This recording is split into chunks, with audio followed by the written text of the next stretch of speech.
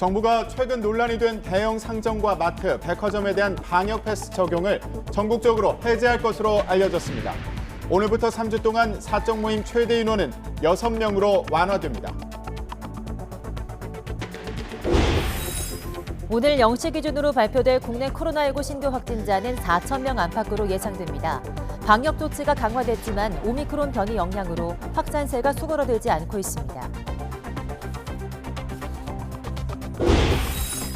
광주 아파트 공사장 붕괴 사고 실종자를 찾기 위한 고층부 수색이 오늘부터 이루어질 계획입니다. 경찰이 불법 재하 도급 정황을 포착하고 수사에 착수한 가운데 정몽규 HDC 그룹 회장은 오늘 대국민 사과와 함께 이번 사태에 책임을 지고 사퇴할 것으로 알려졌습니다. 국민의힘 윤석열 후보의 부인 김건희 씨가 유튜브 기자에게 윤 후보 캠프에 오면 1억 원을 줄 수 있다고 언급한 것으로 나타났습니다. 어제 공개된 통화 녹음에 담긴 내용으로 여야는 대선 전국에 미칠 영향을 주시하고 있습니다. 국경 봉쇄 2년 만에 어제 중국 단둥에 도착한 북한 화물열차가 오늘 북한으로 돌아갈 것으로 보입니다. 북한과 중국 양측은 당분간 화물열차를 매일 운행할 것으로 알려졌습니다. 중부지방을 중심으로 한파특보가 내려진 가운데 오늘 아침 영하 10도 안팎의 강추위가 기승을 부리겠습니다. 추위는 이번 주 후반까지 이어질 전망입니다.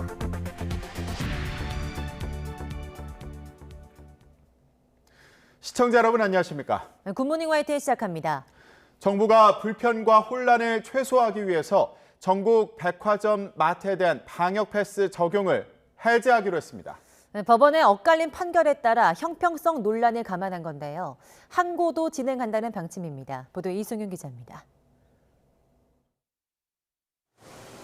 정부가 최근 논란이 된 상점, 마트, 백화점 방역 패스 적용을 전국적으로 해제할 것으로 알려졌습니다.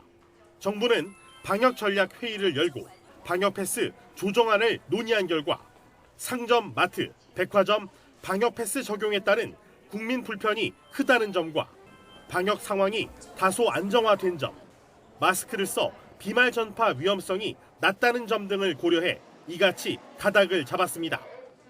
정부 관계자는 집행정지 인용은 즉각 효력이 발생하기 때문에 혼란스러운 상황이 벌어졌다며 이를 해소하는 차원에서 해당 시설에 대한 방역 패스 적용을 해제하는 것으로 결정했다고 밝혔습니다.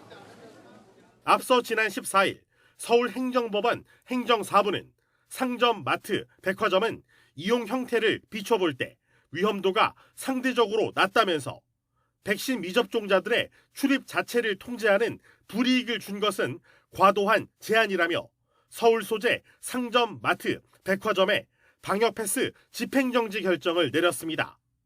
반면 서울행정법원 행정 13부는 음성 확인 증명서 등 대체 방안이 마련된 만큼 방역패스 효력을 중지할 필요성이 없다며 방역패스 집행정지 신청을 기각했습니다. 결과적으로 가장 인구가 많은 서울 지역에서 방역패스 없이 마트, 백화점 출입이 가능하고 다른 지역에선 불가능한 상황이 됐습니다. 서울이 조금 더 코로나 확산세인데 서울만 지금 방역 패스가 중지가 되고 지역은 대구나 이렇게 뭐 다른 지방은 계속 유지해가지고 이게 실효성 문제도 있는 것 같고요. 좀 많이 혼란스럽습니다. 상점, 마트, 백화점에 대한 방역 패스 적용이 철회되더라도 면적별 인원 제한 등 다른 방역 조치가 적용될 가능성은 큰 상황입니다. 정부는 이들 시설에 대한 방역 패스 해제와 별개로 법원 결정에 대한 항고를 진행해 방역 패스에 대한 명확한 결론을 받고 향후 혼란을 방지하겠다는 입장입니다. YTN 이승윤입니다. 오늘부터 다음 달 6일까지 3주 동안 사적 모임 최대 인원은 4명에서 6명까지로 늘어납니다. 중앙재난안전대책본부는 앞서 4주 동안 고강도 거리 두기를 시행하면서 자영업자와 소상공인의 경제적 부담이 누적되고 국민들의 피로감도 가중돼 거리 두기 조치를 일부 완화했다고 밝혔습니다. 다만 오미크론 확산 속도를 최대한 늦추기 위해 식당과 카페를 비롯한 다중이용시설은 현행대로 오후 9시 혹은 10시까지로 영업시간이 제한되고 학원, 독서실, 스터디 카페와 백화점, 마트를 제외한 나머지 다중이용시설에는 방역 패스도 유지됩니다. 이어서 오는 20일부터 다음 달 2일까지 철도 승차권은 창가 좌석만 살 수 있고 열차 탑승 전에 발열 체크를 해야 하며 고속도로 휴게소 등에서 임시 선별검사소 9곳을 운영하는 내용을 담은 설 명절 특별 방역 대책도 시행하기로 했습니다. 네, 어제 0시부터 저녁 9시까지 전국 17개 시도에서 코로나19 양성 판정을 받은 확진자는 전날보다 208명 줄어든 3,344명으로 집계됐습니다. 이는 주말 검사 건수가 줄어 확진자도 감소하는 경향이 반영된 것으로 보이며 일주일 전인 지난 9일 동시간대 집계치인 2,805명과 비교하면 539명 많은 수치입니다. 지난달 초부터 이어진 사회적 거리 두기와 3차 접종 확대 등이 코로나19 유행이 감소세로 전환됐지만 최근 오미크론 변이 확산으로 확진자 수가 다시 증가하는 양상이 나타나고 있습니다. 지난 14일부터는 코로나19 먹는 치료제가 처방됐는데요. 이틀 동안 추적해봤더니 환자 다수의 증상이 호전된 것으로 전해졌습니다. 네, 아직까진 부작용 신고도 들어오지 않았는데요. 정부는 이달 말 치료제 10,000명분을 추가로 도입할 예정입니다. 김혜은 기자입니다. 화이자의 먹는 코로나19 치료제 팍스로비드는 지난 14일 처음 처방됐습니다. 보건당국이 밝힌 첫날 투약자는 모두 9명. 투약 요건이 까다로워서 아직은 처방받은 환자가 많지 않은 것으로 보입니다. 팍스로비드는 65세 이상이거나 면역 저하자가 대상이고 증상 발현 5일 이내에 투약해야 합니다. 병용 금기 의약품도 20개가 넘습니다. 지금 팍스로비드 같은 경우에는 20여 개의 의약품하고 병용 금지 요건이 있거든요. 그렇기 때문에 이 조건을 다 충족하는 사람들이 굉장히 제한적이었다라고 판단을 하고 있습니다. 일단 첫날 약을 먹은 환자들에게서는 효과가 나타나고 있습니다. 중앙방역대책본부는 투약한 지 이틀이 지난 환자들에 대해 개인별 차이가 있지만 증상 호전 추세를 보인 환자가 다수라고 밝혔습니다. 팍스로비드는 고위험 환자의 경우 중증으로 진행되는 걸 90% 정도 예방하는 것으로 알려졌습니다. 다만 코로나19 유행과 개인 상태에 따라 투약 장단점을 잘 따져봐야 합니다.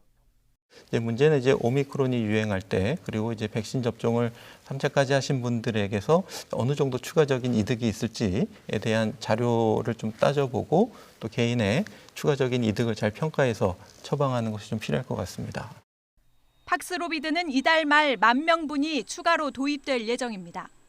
정부는 오미크론 변이로 확진자가 급증할 것에 대비해 젊은 층의 3차 접종을 강조하고 있습니다.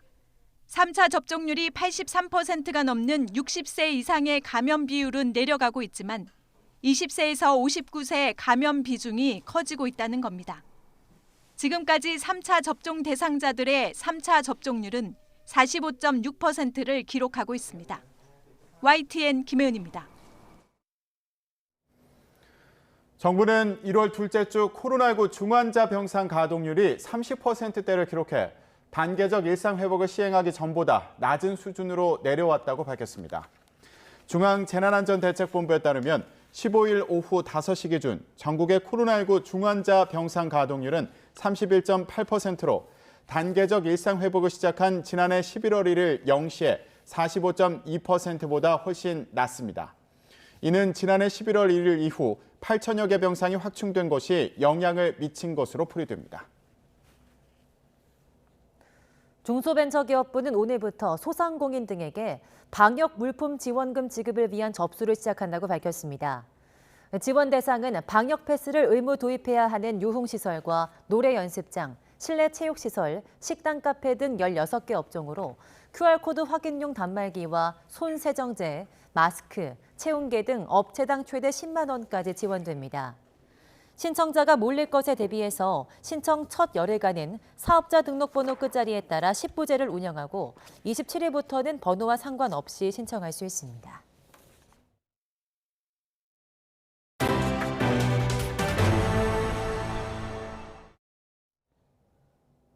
MBC 스트레이트가 서울의 소리 A 기자와 윤석열 국민의힘 대선 후보의 부인 김건희 씨 사이에 있었던 통화 녹취를 공개했습니다.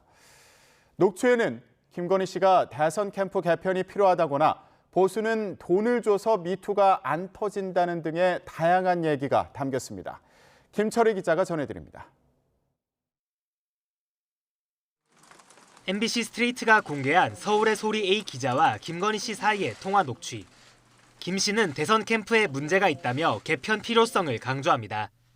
우리 남편한테도 다른 거 일정 같은 거 이제 하지 말고 일단 캠프가 엉망이니까 이거 조금 자문을 좀 받거나 좀 이렇게 하자. 그러면서 A 기자에게 캠프에 합류해서 도와주면 1억 원을 주겠다고 제안합니다.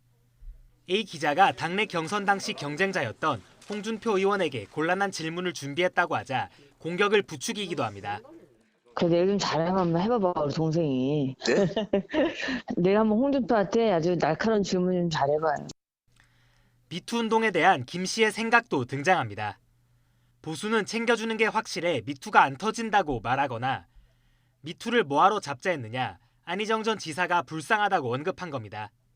조국 사태에 대해서는 빨리 끝났어야 할 일을 여권이 공격해 일을 키웠다고 말합니다.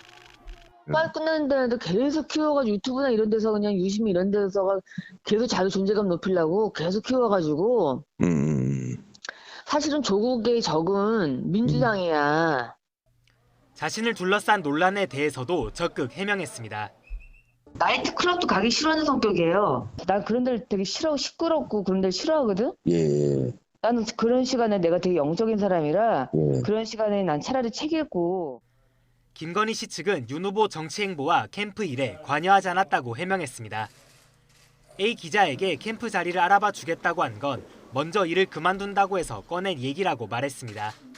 다만 미투 발언에 대해선 국민께 송구하다며 고개를 숙였습니다. 대선이 2달도 채 남지 않은 시점에 공개된 김건희 씨 통화 녹취의 파장을 놓고 여야 모두 촉각을 곤두세우고 있습니다. YTN 김철입니다. 국민의힘은 MBC가 윤석열 대선 후보 배우자인 김건희 씨의 통화 녹음을 방송해 정치적 중립성을 훼손했다며 부적절했다는 입장을 냈습니다. 이양수 선대본부 수석 대변인은 방송 내용은 김건희 씨의 지극히 사적인 대화였다면서 공정성 측면에서는 민주당 이재명 후보의 욕설 발언도 같은 수준으로 방영해야 한다고 주장했습니다.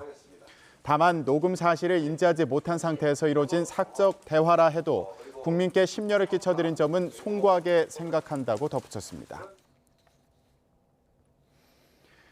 더불어민주당은 국민의힘 윤석열 후보 배우자 김건희 씨의 통화 내용 보도에 대해 공식 대응을 자제했습니다.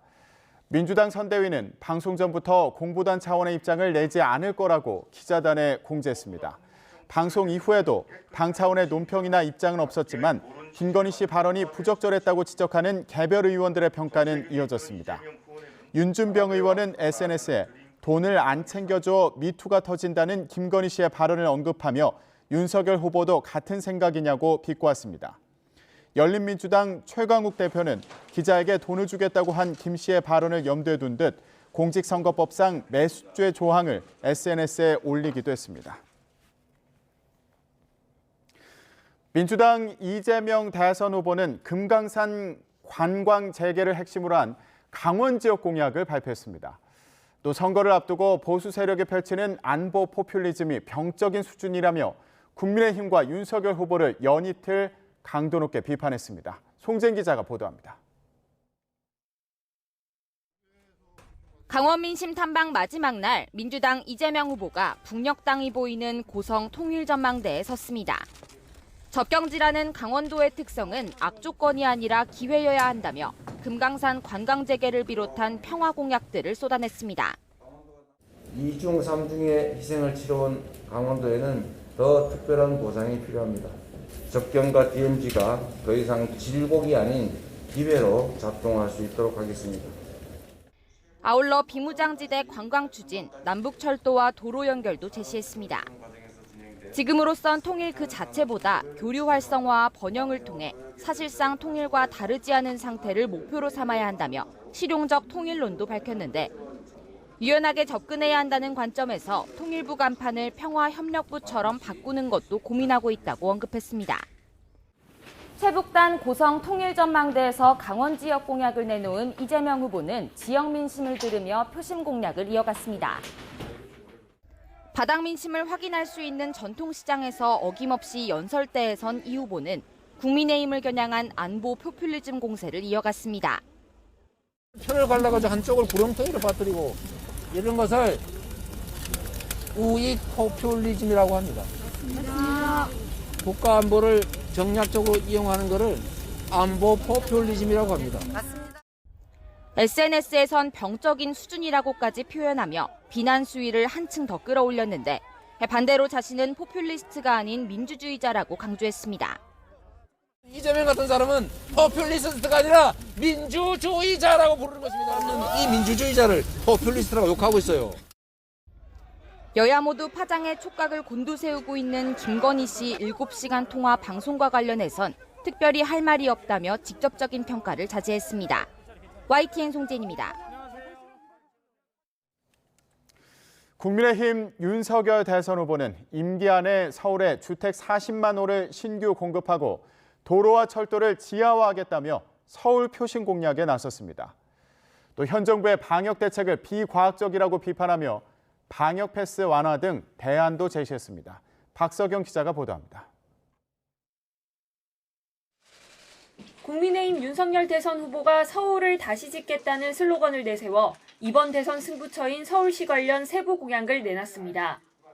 먼저 임기 동안 용도 지역 변경과 용적률 상향 등 쌍끌이 규제 완화로 서울 내 신규 주택 40만 호를 공급하겠다고 약속했습니다. 역세권 재건축 용적률도 파격적으로 완화해 청년, 신혼부부, 무주택자 등을 위한 서울 역세권 첫집 10만 호를 마련하겠다고 했습니다. 수도권에는 130만, 그리고 수도권 중에서도 서울은 50만.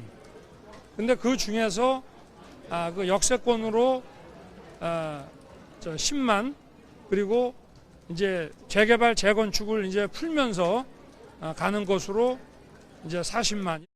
교통난 해소를 위해 도심 철도와 경부선 고속도로 일부 구간도 지하화하겠다고 약속했습니다.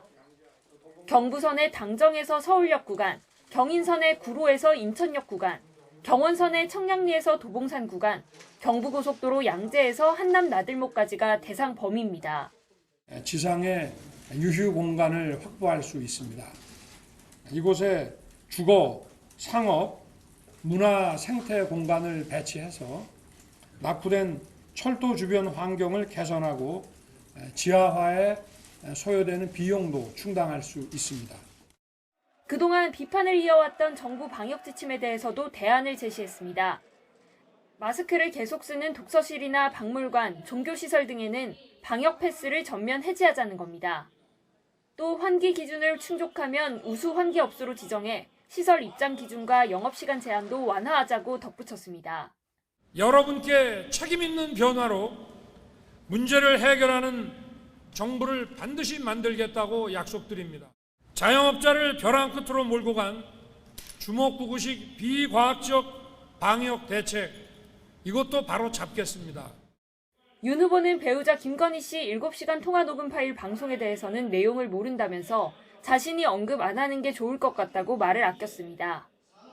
다만 전날 민주노총이 대규모 집회를 연 것과 관련해서는 SNS를 통해 법위에 군림하는 강성노조야말로 불공정의 상징이라며 강도 높게 비판했습니다. YTN 박석영입니다. 정의당 심상정 대선 후보가 어제 광주 아파트 붕괴 사고 현장을 찾은 데 이어서 오늘 대선 행보를 공식 재개하고 기자회견을 통해 대국민 메시지를 발표합니다. 심 후보는 지난 14일 여영국 대표를 만난 자리에서도 진보 정치인으로서의 소명의식을 피력했던 만큼 변화와 쇄신을 통한 대선 완주 의지를 밝힐 것으로 보입니다. 국민의당 안철수 대선 후보는 오늘 오전 중앙선거대책위원회의를 주재하고 복지국가실천연대 대선 후보 초청 정책 간담회를 진행합니다. 이후 불교 리더스 포럼 5기 출범식과 재경 대구 경북인 신년 교례회에 참석합니다. 이번 주를 청년 주간으로 정한 새로운 물결 김동연 대선 후보는 오늘 2030 권리장전 청년 비정상회담, 스타트업 청년십 협약식 등을 열며 청년들과 함께하는 일정을 소화합니다. 네, 광주 신축 아파트 붕괴 사고와 관련해서 경찰이 불법 재하도급 정황을 포착하고 수사에 착수했습니다. 실종자 수색 작업은 엿새째 이어졌지만 추가 발견 소식은 전해지지 않는 가운데 구조당국은 오늘부터는 건물 저층부와 함께 고층부 수색을 시작할 계획입니다. 박종혁 기자입니다. 경찰이 불법 재하도급 정황을 포착한 건 아파트 콘크리트 타설 작업 과정이었습니다. 경찰은 사고 난 층에 콘크리트 타설 작업을 타설 전문 A업체가 아닌 타설 장비를 임대해준 B업체 직원들이 한 사실을 확인했습니다. 시공사인 현대산업개발과 타설 작업 하도급 계약을 맺은 건 A업체인데 실제 타설 작업은 B업체가 진행한 겁니다. 문제는 B업체가 현대산업개발과 직접 콘크리트 타설 작업 계약을 맺었는지 여부입니다. 만약 B업체가 현대산업개발이 아닌 A업체와 계약을 했다면 불법 재하도급이 될 수 있습니다. 통상 재하도급은 공사 단가 인하로 이어지고 이는 부실 시공을 낳는 경우가 비일비재합니다. HDC하고 직접 계약은 아직 정확히 확인은 안 됐습니다. 그러기보다는 이제 하고의 계약 여부를 봐야 될 것 같고요. 경찰은 이와 관련해 업체 관계자들을 불러 조사할 계획입니다. 이런 가운데 지난 금요일 희생자 한 명이 발견된 이후 실종자 수색에는 큰 진척이 없습니다. 지하 4층부터 지상 1층까지 수색을 이어온 구조당국은 이제 건물 저층부와 고층부 수색에 집중하기로 했습니다. 그러나 위태롭게 서 있는 타워 크레인 추락 위험과 건물의 추가 붕괴 위험으로 구조대원 투입이 쉽지 않은 상황입니다.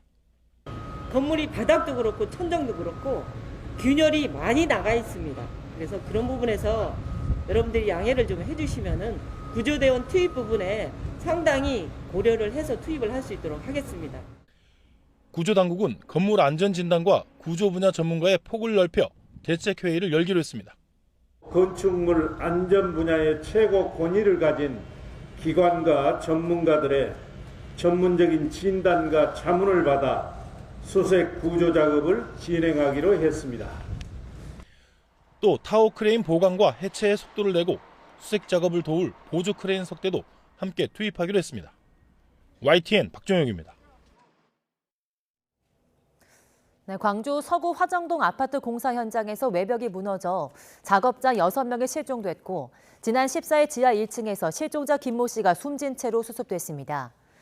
서울에 마련된 김 씨의 빈소에서 가족들은 소방대원에 대한 감사의 마음을 전하는 한편 현대산업개발에 대해서는 무엇을 하는지 모르겠다고 목소리 높였습니다. 직접 들어보겠습니다. 살아계셨으면 좋겠고 그렇게 올 거라 믿고 있었어요. 그 6명 중에 우리 아버지가 거기 계시는 게 믿어지지가 않았었어요. 브리핑 들어오면 소방대원분들만 이렇게 막 분진들 막 이렇게 막 뒤집어 쓰고 뭐 사진 같은 거 봐도 막 강아지들은 막 철근 막 삐져나와 있는데 막 수색해주고 있고. 근데 솔직히 그 큰 회사에서 그 큰 회사가 뭘 하고 있는지 모르겠어요. 전혀. 우선 빨리 실종자 가족 수색하는 거 그것부터 빨리 해줬으면 좋겠어요. 광주광역시에서 잇단 대형 붕괴 사고를 일으켜 여론의 문매를 맡고 있는 정몽규 HDC 그룹 회장이 이번 사태에 대한 책임을 지고 사퇴할 것으로 알려졌습니다.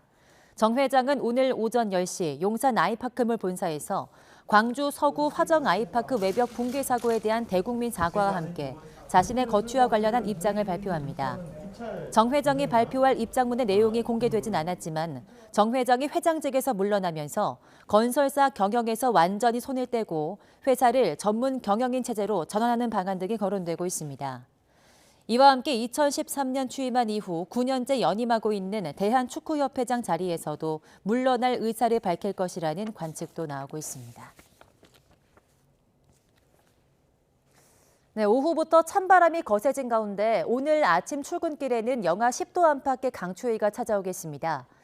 기상청은 오늘 아침 서울 영하 9도, 대전 영하 8도, 대구 영하 6도, 광주 영하 4도로 어제보다 5도에서 9도 낮을 것으로 밝혔습니다. 강원도 철원은 영하 16도까지 떨어져서 전국에서 가장 추울 전망입니다. 강추위 속에 중부와 전북, 경북과 제주도에서는 오후부터 밤사이 눈이나 비 소식이 있습니다.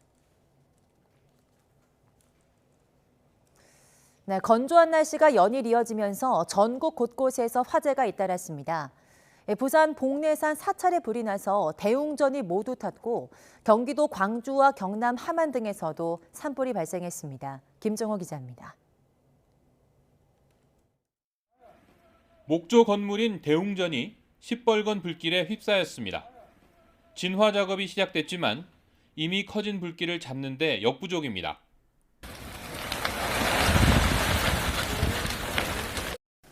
불이 모두 꺼지자 대웅전은 오간 데 없고 대들보와 기둥은 마치 거대한 숯처럼 변했습니다. 부산 복내산 중턱에 있는 사찰에서 불이 난 건 새벽 5시 반쯤. 200여 제곱미터 대웅전이 불에 타면서 불씨가 바람을 타고 야산으로 번졌습니다. 날이 밝으면서 헬기와 소방대원, 공무원 등이 동원돼 5시간여 만에 불길을 잡았습니다. 임야 2만 5천여 제곱미터가 탔지만 인명피해는 없었습니다. 경찰은 대웅전에서 불이 시작한 거로 보고 경위를 조사하고 있습니다. 저에서 불나는 만한 건 없어요. 그 시간에 촛불 납니다. 경기도 광주시 초월읍 야산에서 난 불로 아랫마을 아파트까지 연기가 자욱합니다. 헬기 세대와 진화인력이 동원되면서 1시간 만에 불길이 잡혔습니다. 경남 함안군 칠원읍 야산에서도 불이 나는 등 휴일 하루 건조한 날씨 속에 전국에서 산불이 잇따랐습니다. 산림청은 산불 발생지 인근 주민과 등산객에게 입산을 자제하고 안전사고 발생에 주의해달라고 당부했습니다. YTN 김종호입니다. 미 동부 지역에 또 폭설이 강타해 항공편이 무더기 결항하고 수십만 가구가 정전 피해를 입었습니다. 항공편 추적 사이트 플라이트 어웨이는 현지 시간 16일 이번 폭설로 사우스캐롤라이나와 노스캐롤라이나 등에서 모두 2,280편의 항공편이 취소됐다고 밝혔습니다. 또 조지아주의 10만 가구를 포함해서 동남부 일대 20만 가구가 정전 피해를 입었습니다. 이런 가운데 미시시피에서 메인주에 이르는 구간은 직접적인 폭설의 영향권에 대해 전망입니다. 조지아와 노스캐롤라이나, 사우스캐롤라이나, 버지니아 등은 이미 주 비상사태를 발령하고 눈폭풍에 대한 대비 체제에 들어갔습니다. 네, 지금 보시는 화면, 어제 남태평양 해저 화산 분화 장면입니다. 위성 사진에 이토록 크게 잡힐 만큼 엄청난 규모의 폭발로 근처에 있던 섬나라 통가는 초대형 쓰나미가 덮쳐서 엄청난 피해가 발생한 것으로 전해지고 있습니다. 통가는 통신망 두절로 정확한 피해 규모가 알려지지 않은 상황인데요. 네, 이번 화산 폭발음은 2시간 뒤 2,400여 킬로미터 떨어진 뉴질랜드까지 들렸다고 합니다. 미국 지질조사국은 훈가 하파이 화산 분화 당시 발생한 진동이 규모 5.8 지진과 동일한 수준이었다고 밝혔습니다.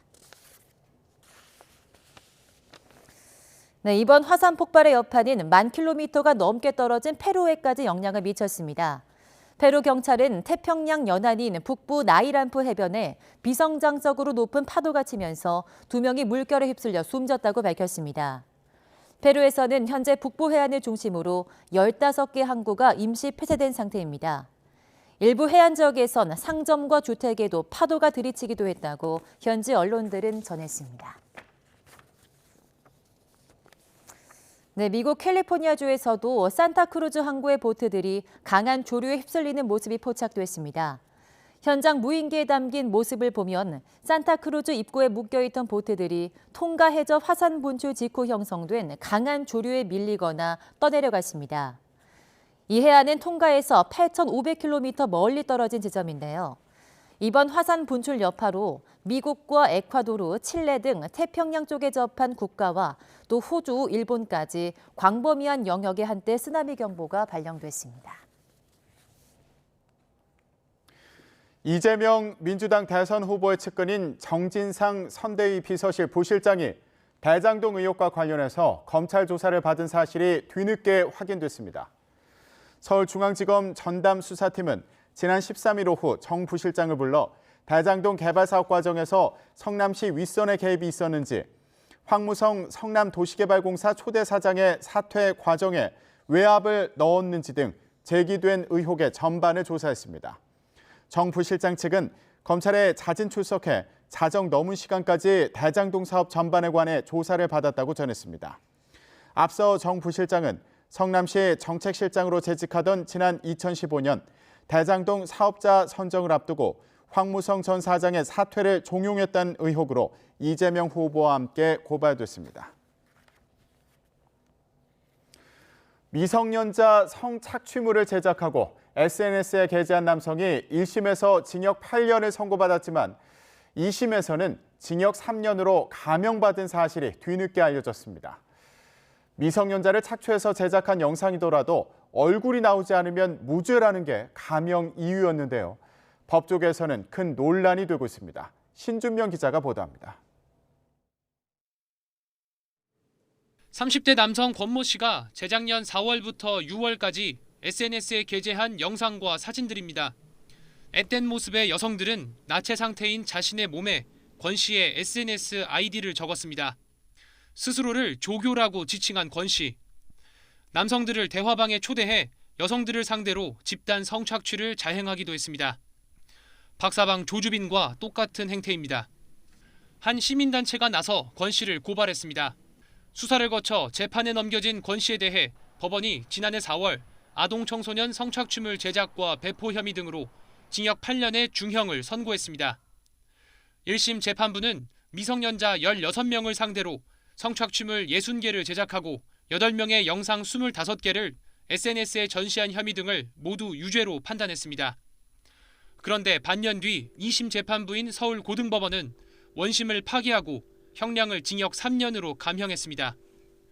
권 씨가 제작한 영상 속 여성이 얼굴이 나오지 않아 외모와 신체 발육 상태를 가늠하기 곤란해 미성년자인지 확인할 수 없다는 게 이유입니다. 이에 따라 1심에서는 유죄로 인정한 미성년자 성착취물 60개 가운데 얼굴이 나오지 않은 영상 54개는 무죄로 판단했습니다. 같은 미성년자가 등장한 영상 6개의 경우는 얼굴이 나온 4개는 유죄라면서도 뒷모습만 나온 2개는 무죄로 봤습니다. 해당 판결문을 검토한 한 변호사는 같은 인물이 등장한 영상의 일부만 유죄라고 판단한 것 자체가 논란이라고 지적합니다. 같은 피해자임에도 불구하고 그 영상에 얼굴 등이 나오지 않았다는 것만으로 무죄가 선고된 것은 조금 논란의 여지가 있을 것 같고 또 다른 변호사는 판사의 주관에 따라 미성년자 여부가 달라지는 것에 대해 의문을 제기하기도 했습니다. 아동 청소년처럼 보이는지 여부는 일률적으로 정해지는 것이 아니라 판사가 규범적으로 판단하는 것이다 보니 1심과 2심의 결과가 달랐던 것으로 보입니다. 이러한 판결이 반복될 경우 미성년자 성착취 범죄자들에게 얼굴만 가리면 괜찮다는 명분을 줄 수 있다는 게 전문가의 지적입니다. 판사의 입장에 따라서 이렇게 고무줄처럼 적용이 달라지는 법에 대한 신뢰가 점점 떨어지는 거죠. 모자이크만 하면 안전하다, 뒷모습만 보이면 안전하다고 하는 그런 메시지를 주는 거 아니겠어요? 권 씨와 검찰 모두 2심 판결이 부당하다며 상고한 상황. 권 씨에 대한 대법원의 최종 판단이 어떨지 관심이 모아지고 있습니다. YTN 신준명입니다. 네, 씨가 말랐다는 말이 나온 지 오래인 서울 아파트 전세가 월세로 대체되고 있습니다. 임대료 부담도 빠르게 치솟고 있는데 서울 강북권의 오름폭이 강남의 3배였습니다. 강정규 기자가 보도합니다. 지난해 서울에서 월세를 낀 아파트 계약은 모두 6만 8천여 건으로 집계됐습니다. 처음 6만 건을 넘었던 재작년 기록을 또 갈아치운 겁니다. 2020년 상반기 20%대에 머물던 월세 계약 비율은 8월 임대차 3법 시행 이후 30%대로 뛰었습니다. 지난달엔 42%에 육박해 관련 통계 집계 이래 가장 많았습니다. 전셋값 급등에 이어 대출 규제와 금리 인상까지 맞물리면서 월세로 내몰리는 세입자들이 늘어난 걸로 풀이됩니다. 임대료 부담도 커지고 있습니다. 지난달 서울 아파트 월세는 평균 124만 5천 원, 전년 대비 10.5% 올랐습니다. 특히 서울 강북권의 경우 18.1% 뛰어 강남권의 3배 넘는 오름폭을 보였습니다. 임대차 3법 시행 이후에 전셋값이 급등하고 대출 금리까지 오르면서 부담을 느낀 세입자들이 상대적으로 가격이 저렴한 지역으로 몰린 결과가 아닌가 생각이 됩니다. 아파트를 여러 채 가진 집주인들이 종부세 등 보유세 부담을 월세로 메우려는 경향도 한몫하고 있습니다. 오는 8월 계약갱신 청구 기간이 끝나는 전세 세입자들이 쏟아져 나오는 만큼 전세의 월세화 현상은 올해도 계속될 전망입니다. YTN 강정규입니다. 우리 기술로 만든 요격 미사일 천궁2를 아랍에미리트에 수출하기 위한 양해각서가 체결됐습니다. UAE를 방문 중인 문재인 대통령은 현지 시각 16일 오후 모하메드 빈 라시드 알 막툼 UAE 총리와 정상회담을 하고 관련 양해각서 서명식에 참석했습니다. 한 UAE 두 나라는 방위산업과 국방기술, 중장기 협력을 약속하는 MOU를 맺고 천궁2 사업 계획서도 교환했습니다. 이로써 UAE는 우리 기술로 개발한 방공 전력인 천궁2를 운용하는 첫 번째 해외 국가가 됐습니다. 천궁2 수출 규모는 4조 원대에 달하는 것으로 알려졌습니다. 또다시 영하 10도 안팎의 강추위가 찾아왔습니다.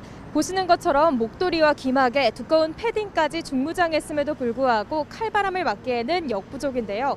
현재 서울 기온은 영하 9.1도로 어제 같은 시각보다 약 10도가량이나 낮습니다. 오늘 출근하실 때는 두툼한 외투뿐만 아니라 방한용품까지 챙겨 나오시기 바랍니다. 현재 중부와 전북, 경북에는 한파특보가 내려진 가운데 철원의 기온 영하 14.8도, 파주 영하 14.6도, 서울은 영하 9.1도까지 떨어졌고요. 낮에도 찬바람이 불면서 종일 춥겠습니다. 오늘 낮 기온 서울 영하 1도, 대전 2도, 광주와 대구 5도로 오늘과 비슷하겠습니다. 강추위 속에 중부와 전북, 경북에는 오후부터 저녁 사이 눈이나 비가 내리겠습니다. 예상되는 눈의 양은 1cm 안팎으로 많지는 않겠는데요.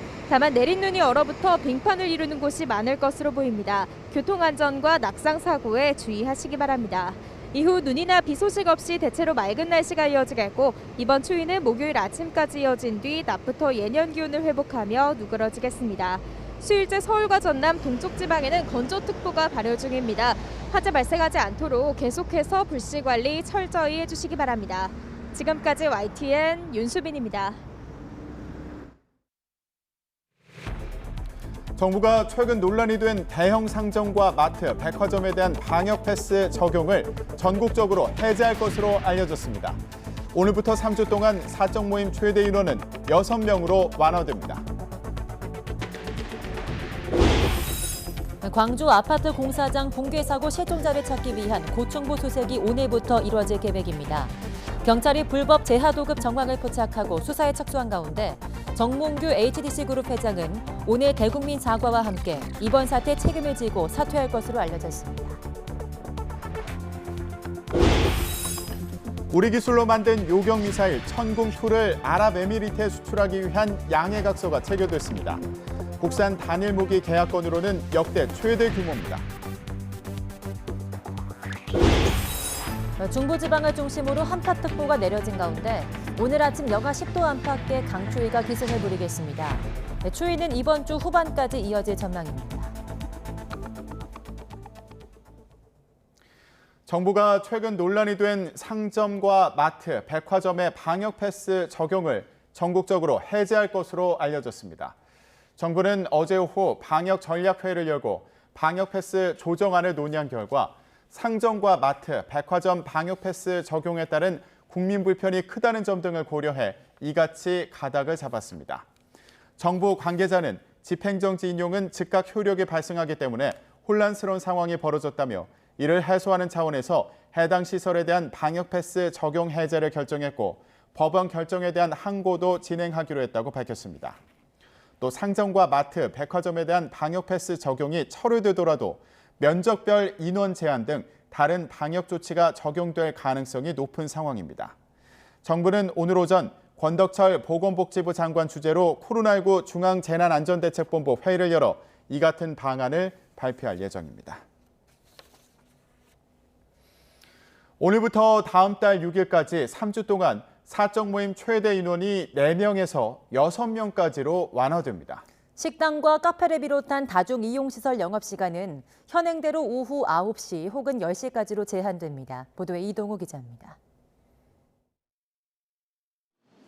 전국적으로 4명까지만 가능하던 사적 모임 최대 인원이 6명으로 늘어납니다. 4주간 고강도 거리 두기를 시행하면서 자영업자와 소상공인의 경제적 부담이 누적되고 국민적 피로감도 커지자 거리 두기 조치를 일부 완화한 것입니다. 방역 강화 조치로 인해 국민들께서 겪고 계신 고통을 감안해서 사적 모임 인원 제한만 4인에서 6인으로 그렇게 조정하도록 하겠습니다. 다만 델타 변이보다 전파력이 2~3배 강한 오미크론의 확산 속도를 최대한 늦추기 위해 다중 이용시설의 영업시간 제한은 유지됩니다. 이에 따라 다음 달 6일까지 식당, 카페, 실내 체육시설 등은 오후 9시까지, 학원, PC방 등은 밤 10시까지 영업할 수 있습니다. 미접종자는 지금처럼 혼자서만 식당과 카페를 이용할 수 있습니다. 학원, 독서실, 스터디 카페를 제외한 나머지 다중 이용시설 15종에 적용되는 방역 패스도 유지됩니다. 아울러 설 연휴를 앞두고 오는 20일부터 연휴가 끝나는 다음 달 2일까지는 설 명절 특별 방역 대책도 시행합니다. 오는 21일을 기점으로 국내에서도 오미크론 변이가 우세종으로 자리 잡을 것으로 예상되는 데다가 설 연휴에 유행 규모가 폭발적으로 증가할 가능성이 있다는 판단에 따른 것입니다. 철도 승차권은 창가 좌석만 판매하며 연안 여객선의 승객 승선 인원을 50%로 권고합니다. 고속도로 통행료도 정상적으로 징수하며 휴게소 내 취식을 금지합니다. 또 24일부터 다음 달 6일까지 요양병원과 요양시설의 접촉 면회가 금지되고 비접촉 면회만 예약제로 진행됩니다. 정부는 설 연휴에 고향 방문과 여행을 최대한 자제하고 특히 고령의 부모님이 아직 3차 접종을 받지 않으셨다면 부모님의 안전을 위해 귀향을 하지 말아달라고 당부했습니다. YTN 이동호입니다. 어제 0시부터 저녁 9시까지 전국 17개 시도에서 코로나19 양성 판정을 받은 확진자는 전날보다 208명 줄어든 3,344명으로 집계됐습니다. 이는 주말 검사 건수가 줄어 확진자도 감소하는 경향이 반영된 것으로 보이며 일주일 전 같은 시간대 집계치보다 539명 많은 수치입니다. 지난달 초부터 이어진 사회적 거리 두기와 3차 접종 확대 등으로 코로나19 유행이 감소세로 접어들었지만 최근 오미크론 변이 확산으로 확진자 수가 다시 증가하는 양상을 보이고 있습니다. 어제 신규 확진자는 수도권에서 61.6%인 2,060명, 비수도권에서 38.4%에 해당하는 1,284명이 나왔는데 오늘 오전 발표될 신규 확진자 수는 4,000명 안팎을 기록할 것으로 예상됩니다. 코로나19 치료제 팍스로비드 처방이 시작된 이후에 약 이틀 동안 관련된 부작용 신고는 들어오지 않은 것으로 파악됐습니다. 식품의약품안전처는 어제 저녁 6시 기준으로 팍스로비드 부작용 의심 신고는 0건이라고 밝혔습니다. 이런 가운데 방역당국은 오미크론 변이 확산으로 지난 3일부터 9일까지 일주일 사이에 전 세계 코로나19 발생이 세계보건기구 WHO 집계 기준으로 1,540만 명 늘어서 58.2% 증가했다고 설명했습니다. 더불어민주당과 정부가 소상공인과 자영업자 지원을 위한 추가 경정 예산안 편성 여부를 논의합니다. 민주당과 기획재정부는 오늘 오전 비공개 당정 협의를 열어서 추경안 편성에 대해 구체적으로 논의할 예정입니다. 앞서 정부는 지난 14일 소상공인, 자영업자 지원 등을 위해서 14조 원 규모의 추경안을 편성해 설 연휴 전 국회에 제출하겠다는 방침을 밝혔습니다. 오스트리아가 유럽에서 처음으로 모든 성인에게 코로나19 백신 접종을 의무화하기로 했습니다. 오미크론 변이에 맞서기 위해서는 백신 외에는 대안이 없다는 인식이 커지면서 백신 접종 의무화를 도입하거나 추진하는 국가들이 늘고 있습니다. 보도에 김영근 기자입니다. 오스트리아는 다음 달부터 코로나19 백신 접종을 의무화하겠다고 밝혔습니다. 18세 이상 모든 성인이 대상입니다. Das heißt, wir werden wie vorgesehen die Impfpflicht beschließen. Sie wird Anfang Februar in Kraft treten. 이를 어기면 우리 돈으로 최대 500만 원까지 과태료가 부과됩니다. 다만 임신부와 의학적으로 백신을 맞기 어렵다고 인정되는 경우는 적용되지 않습니다. 전체 성인을 대상으로 백신 접종 의무화를 도입한 건 오스트리아가 유럽에서 처음입니다. 독일도 백신 접종 의무화를 추진하고 있습니다. 독일 의회는 이달 말부터 의무화 법안에 대한 논의를 시작할 예정입니다. 여론조사에서도 대다수가 백신 접종 의무화를 지지하고 있습니다. Ich bin ohne Wenn und Aber für eine Impfpflicht. Ich bin für eine Impfpflicht ab 18. Ich glaube, dass wir sonst, also im Herbst, wieder vor einer Situation stehen. 성인 전체는 아니지만 취약층을 대상으로 백신 접종을 의무화하는 나라도 늘고 있습니다. 이탈리아는 50세 이상, 그리스는 60세 이상에 제한적으로 백신 의무화 제도를 도입했습니다. 유럽 외 지역에서는 에콰도르와 타지키스탄, 투르크메니스탄, 인도네시아 등이 백신 의무화를 도입했습니다. 하지만 이 같은 강제성을 띤 정책에 대한 반발이 만만치 않습니다. 곳곳에서 항의 시위가 이어지고 있습니다. Mir geht es einfach darum, dass jeder selbst entscheiden soll, ob er sich impfen lassen will oder nicht. Ja, wer das machen will, soll das gerne tun, aber man soll auch akzeptieren, dass es welche gibt, die es nicht wollen. 지난 주말에도 독일과 프랑스, 이탈리아, 스페인 등 유럽 주요 나라들은 백신 접종과 규제 조치에 반대하는 시위로 몸살을 앓았습니다. YTN 김영근입니다. 광주 건물 붕괴 사고 현장의 저층부 수색이 마무리된 가운데 이제 남은 실종자는 건물 고층에 있을 가능성이 크지만 타워 크레인이 해체돼야만 수색이 가능합니다. 실종자 가족들은 장기전에도 대비하고 있지만 마음은 그야말로 타들어갑니다. 홍민기 기자가 취재했습니다. 저층부 수색이 마무리되면서 이제 남은 실종자는 건물 23층 이상 고층부에 있을 것으로 추정됩니다. 하지만 타워 크레인 해체 시점이 오는 21일로 미뤄지면서 고층부 실종자 수색도 그만큼 더뎌진 상황. 고난도 작업이어서 재촉한다고 해결이 빨라질 수 없다는 걸 알기에 실종자 가족들은 애만 태우고 있습니다. 그래서 조금 절망적인 상황이 지금 오고 있습니다. 뭔가를 해서 해결할 수 있는 상황이라면 좀 저희도 뭐라도 해보겠는데. 구조대의 안전을 걱정하면서도 좀 더 창의적인 방법을 찾아 가족의 생사라도 확인할 수 있기를 바라는 마음입니다. 위에서 밧줄을 걸어서 대원들이 조금 안전성을 확보해야겠지만 내려가서 육안으로 확인할 수 있는 부분에 생존자가 있는지 아니면 고인이 된 상태라도. 시공사인 현대산업개발에 대해서는 장비 투입 의지가 부족하다고 항의하자 좀 개선된 것 같다면서도 작업 속도와 의지에 대해서는 아쉬운 마음을 감추지 못했습니다. 현사는 그 수천 명의 직원들이 지금 있지 않습니까? 본인들은 능력이 되는데 제가 장교 생활했지만 가장 느린 게 군대거든요. 근데 저는 군대보다 더 느린 조직을 본 것 같아요. 실종자 가족들은 가족 협의체를 만들어 구청과 시청, 현대산업개발의 작업 상황을 꾸준히 들여다보기로 했습니다. 또 실종자와 피해자에 관련된 사항에 대해서도 함께 대응할 계획입니다. 수색 작업 장기화가 불가피한 지금 이제 실종자 가족들의 가장 큰 걱정은 바로 잊히는 것입니다. 실종자가 모두 구조되고 책임자가 처벌될 때까지 가족들의 싸움은 이어질 것으로 보입니다. YTN 홍민기입니다.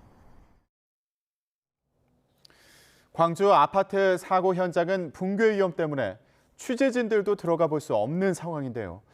구조견과 함께 수색에 나선 핸들러의 바디캠에 사고 현장 내부의 처참한 모습과 구조 노력이 그대로 담겼습니다. 양동훈 기자가 전해드립니다. 옳지, 앞으로 찾아. 어지러운 사고 현장을 구조견이 헤치고 나갑니다. 깨야 되는데. 밑에 개를 밑에서 깨야 돼요. 개 가려면. 유리창에 가로막혀 나갈 수 없는 곳은 부수고 진입합니다. 칠흑 같은 어둠 속에서는 휴대전화 플래시에 의존해 수색을 이어갑니다. 옳지. 안 보이지? 불 비춰줄게. 응, 가자. 흡사 폭탄을 맞은 듯 여기저기 떨어진 철근과 자재, 콘크리트 덩어리들이 마구잡이로 뒤섞여 있습니다. 한 발 내디딜 공간조차 없을 만큼 말 그대로 아수라장입니다. 숙련된 구조견도 부상을 입을 정도로 위험한 상황의 연속입니다. 근데 못 다닌다 걔가 확실히. 다닐 수가 없어요 걔가. 쟤도 한번 미끄러지고 찔리고 하니까 안 다니. 그래도 머뭇거리는 건 잠시. 해치고 나가 다시 냄새를 찾아봅니다. 갑니다. 찾아. 앞으로 찾아. 중장비가 들어올 수 없는 사고 현장. 언제 어디서 낙하물이 떨어질지 모르는 데다 붕괴된 자재들이 잔뜩 쌓여 있어 구조 작업에 어려움이 이어지고 있습니다. 소방당국은 구조견 8마리를 투입해 실종자 5명의 위치를 파악하는 데 주력하는 한편 현장 안전 여부도 계속 확인하고 있습니다. YTN 양동훈입니다. 붕괴 사고가 발생한 광주 화정 아이파크의 신축 공사 중에 콘크리트 타설 작업이 편법적인 재하도급 형태로 이루어진 정황이 발견돼 경찰이 압수물 분석과 관련자 조사 등을 통해서 불법 재하도급 여부를 확인하는 수사에 나섰습니다. 광주경찰청은 전문 건설업체인 A사가 HDC 현대산업개발과 콘크리트 타설 업무 계약을 맺었지만 붕괴 당시 타설 작업을 하고 있던 8명의 작업자가 모두 A사가 아닌 B사 소속의 직원들이었던 것으로 확인됐습니다. B사는 레미콘으로 반입된 콘크리트를 고층으로 올려주는 펌프카를 A사에 빌려주는 임대 계약을 맺은 곳으로 광주 화정 아이파크 붕괴 사고는 지난 11일 오후 4시쯤 최상층인 39층 바닥을 콘크리트로 타설하는 중에 발생했습니다. 광주광역시에서 이딴 대형 붕괴 사고를 일으켜 여론의 문매를 맡고 있는 정몽규 HDC 그룹 회장이 이번 사태에 대한 책임을 지고 사퇴할 것으로 알려졌습니다. 정 회장은 오늘 오전 10시 용산 아이파크몰 본사에서 광주 서구 화정 아이파크 외벽 붕괴 사고에 대한 대국민 사과와 함께 자신의 거취와 관련한 입장을 발표합니다. 정 회장이 발표할 입장문의 내용이 공개되진 않았지만 정 회장이 현대산업개발 회장직에서 물러나면서 건설사 경영에서 완전히 손을 떼고 회사를 전문 경영인 체제로 전환하는 방안 등이 거론되고 있습니다. 이와 함께 2013년 취임한 이후 9년째 연임하고 있는 대한축구협회장 자리에서도 물러날 의사를 밝힐 것이라는 관측도 나오고 있습니다. 우리 기술로 만든 요격 미사일 천궁2를 아랍에미리트에 수출하기 위한 양해각서가 체결됐습니다. 천궁2의 계약 규모는 4조 원대로 국산 단일 무기 계약건으로는 최대 규모입니다. 천궁2는 탄도탄과 항공기 공격에 대응하기 위해 개발된 중거리 중고도 지대공 요격 무기 체계로 최대 사거리는 40km, 한 개 발사대에서 최대 8개의 유도탄을 탑재해 연속 발사할 수 있습니다. 강은호 방위사업청장은 천궁2를 시작으로 올해 방산 수출액은 지난해 2배가 넘는 150억 달러 이상을 기록할 것으로 전망했는데요. 뛰어난 자금력과 중동 지역에서 신뢰도가 높은 UAE와 손잡고 방산 수출을 다방면으로 확대하기로 했습니다. 강은호 방위사업청장 얘기를 들어보겠습니다. 천궁2는 복합 무기 체계입니다. K9 자주포라든지 전차라든지 단일 무기 체계가 아니고 여기에는 발사대, 레이더 전체를 통과하는 어떤 그 지휘소까지 같이 있는 정말 한국에서 개발한 무기체계 중에 가장 최초의 가장 복합적인 무기체계입니다. 그 우방국인 UAE하고 단순히 하나의 사고로 끝나지 아니하고 추가적인 다양한 협력 사업을 구상하고 있는데 그 협력 사업에 불꽃을 트는 처음 마중물과 같은 초대형이면서 마중물과 같은 역할을 하고 있다고 하는 것, 이 의미가 있고 그로 인해서 다른 중동 국가로 협력을 확대할 수 있는 또 관문의 역할을 할 것이라고 기대하고 있고 거기는 우리가 단순히 우리만 뚫고는 아니라 UAE와 협력하면서 UAE에도 이익이 되게 하는 위능 구조를 짜면서 가겠다고 하는 것 그런 의미로 설명드리겠습니다. 남태평양에서의 대규모 해저 화산 폭발이 몰고 온 쓰나미가 세계 곳곳에서 관찰됐습니다. 쓰나미의 위협은 이제 지나갔지만 화산 폭발 현장에서 60여 킬로미터 떨어진 섬나라 통가는 통신이 끊겨서 피해 상황이 아직 확인되지 않고 있습니다. 이상순 기자가 보도합니다. 페루 남부 해안 도시 피스코에 바닷물이 밀려들고 있습니다. 남태평양 통가 인근의 해저화산 폭발 지점에서 10,000km나 떨어진 곳입니다. 바닷물이 순식간에 무릎 높이까지 차오르면서 해안 도시는 아수라장이 됐습니다. Y la tercera sí fue cuando todo el mundo que llegó hasta el muro. La cuarta fue cuando se inundó todo el Chaco, se metió por acá todo el agua y llegó el agua hasta la rodilla, dice, ¿no? Hasta la rodilla. 페루 북부 해변에선 2명이 숨진 채 발견됐습니다.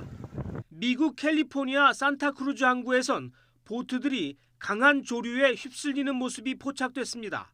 이 해안은 통가에서 8,500km 떨어져 있습니다. 미국과 에콰도르, 칠레 등 태평양 연안 국가와 호주, 일본 등에 이렇게 쓰나미가 닥쳤습니다. 하지만 화산 폭발 현장에서 불과 60여 킬로미터 떨어진 섬나라 통가의 피해 상황은 아직 알려지지 않았습니다. 폭발 충격으로 해저 통신선이 손상됐고 거대한 화산재 구름 때문에 공중 접근도 힘든 상황입니다. Obviously a very difficult situation at the moment, given the communications we understand in Tonga have been pretty significantly impacted. 이번 분화는 화산재와 증기 가스가 20km 상공까지 솟구쳤고 분출 반경이 260km나 됐습니다. 통가는 쓰나미 경보 발령 직후 주민들이 대피했고 해안 근처에 궁이 있는 통가 국왕도 고지대로 대피한 곳으로 전해졌습니다. 뉴질랜드와 호주, 미국 등 여러 나라가 구조와 피해 지원을 약속했습니다. A clear indication that has come from Tonga is the need for water. The ash cloud has, as you can imagine, caused contamination. That's on top of already a challenging environment in terms of water supply, and so that's what the Defence Force are very focused on. 통가인들이 모인 페이스북에서는 현지에 있는 지인과 연락이 닿은 사람들이 전한 피해 상황이 공유되고 있습니다. 통가는 제주도의 40% 크기이고 인구는 10만 5천 명 정도입니다. YTN 이상순입니다. 국경 봉쇄 2년 만에 어제 중국 단둥에 도착한 북한 화물열차가 오늘 북한으로 돌아갈 것으로 예상됩니다. 주로 생필품이나 의약품 등이 실려 있을 것으로 보이는데 북중 양측은 이런 화물열차를 당분간 계속 운행할 것으로 알려졌습니다. 베이징에서 강성웅 특파원이 보도합니다. 북한 신의주를 출발한 긴 화물열차가 중조 우이교, 즉 압록강 철교를 통과합니다. 다리를 건넌 북한 화물열차는 곧바로 중국 쪽 단둥 기차역으로 진입했습니다. 지난 2020년 1월 코로나19 확산 이후 북한 화물열차가 중국에 들어온 것은 약 2년 만입니다. 북한 화물열차는 모두 20량짜리로 텅 빈 상태로 넘어왔습니다. 이어 식료품과 의약품 등을 싣고 오늘 북한으로 돌아갈 예정입니다. 동력차만 따로 떼어 이미 짐을 실어 놓은 화물열차를 견인해 가는 방식입니다. 앞서 북한과 중국은 화물열차 운행을 재개하기로 합의하고 최근 시험 운전까지 마쳤습니다. 양측은 20량 규모의 화물열차를 당분간 매일 운행하기로 한 것으로 알려졌습니다. 우리 정부 당국자는 북한이 방역을 위해 취했던 국경 봉쇄 조치를 해제한 것이라고 평가했습니다. 주목되는 것은 북한이 베이징 동계올림픽을 앞두고 조만간 사람의 왕래까지 풀 것인지 여부입니다. 최근에는 북한의 미국산 백신 도입 가능성이 거론되면서 대화의 돌파구가 마련될지도 관심입니다. 베이징에서 YTN 강성웅입니다.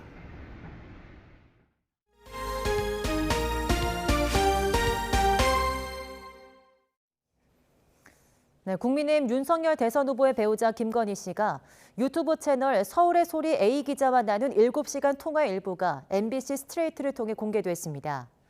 김 씨는 조국 전 장관 사건과 관련해서 조국 수사를 빨리 끝내야 된다는데 유시민 등 유튜브에서 계속 자기 존재감을 높이려고 계속 키웠다. 사실 조국의 적은 민주당이라고 주장했습니다. 또 총장 되고 대통령 후보가 될 줄 꿈에나 상상했겠냐며 우린 빨리 나와서 그냥 편하게 살고 싶었다면서 대통령 후보가 될 줄 누가 상상했겠나라고 말했습니다. 이어 보수는 챙겨주는 게 확실해서 미투가 별로 안 터진다면서 미투도 문재인 정권에서 먼저 터뜨렸는데 안희정이 불쌍하다며 자신과 윤석열 후보는 안희정 편이라고 언급했습니다. 김 씨는 나이트클럽도 가기 싫어하는 성격이고 우리 엄마가 돈도 많은데 뭐가 아쉬워서 동거를 하겠냐며 과거 유흥업소에서 일했다는 줄리 의혹이나 유부남 검사와의 동거설에 대해서 적극 반박했습니다. 국민의힘 윤석열 대선 후보의 배우자 김건희 씨가 7시간 통화에서 서울의 소리 소속 A 기자에게 우리 캠프로 오라고 제안했다고 MBC 스트레이트가 보도했습니다. 김 씨는 캠프에서 일할 것을 제안하면서 윤 후보가 당선되면 자신과 친분이 있는 A 기자에게 이득이 될 것이라고 언급했고 정보업 같은 것을 하면 된다며 잘하면 1억 원도 줄 수 있다고 말했습니다. 이후 A 기자는 김 씨에게 노량진 수산시장 방문 등 캠페인 콘셉트를 제안했으며 김 씨의 코바나 컨텐츠 사무실에서 30분 강의를 한 적도 있고 김 씨는 강의료로 105만 원을 지급했다고 스트레이트는 보도했습니다. 또 김 씨는 경선 당시 홍준표 후보를 취재할 것이란 A 기자의 말에 날카로운 질문을 해보라며 독려하고 지난해 12월 초 김종인 전 총괄 선대위원장의 선대위 합류가 확정된 것과 관련해선 원래 그 양반이 오고 싶어 했다고 말했습니다. 이번에 공개된 통화 녹음 파일은 지난해 7월부터 12월 초 사이 서울의 소리 촬영 담당 A 기자가 김 씨와 50여 차례 통화한 내용으로 김 씨 측은 방송을 금지해달라며 법원에 가처분 신청을 했으나 재판부는 상당 부분 방송을 허용했습니다.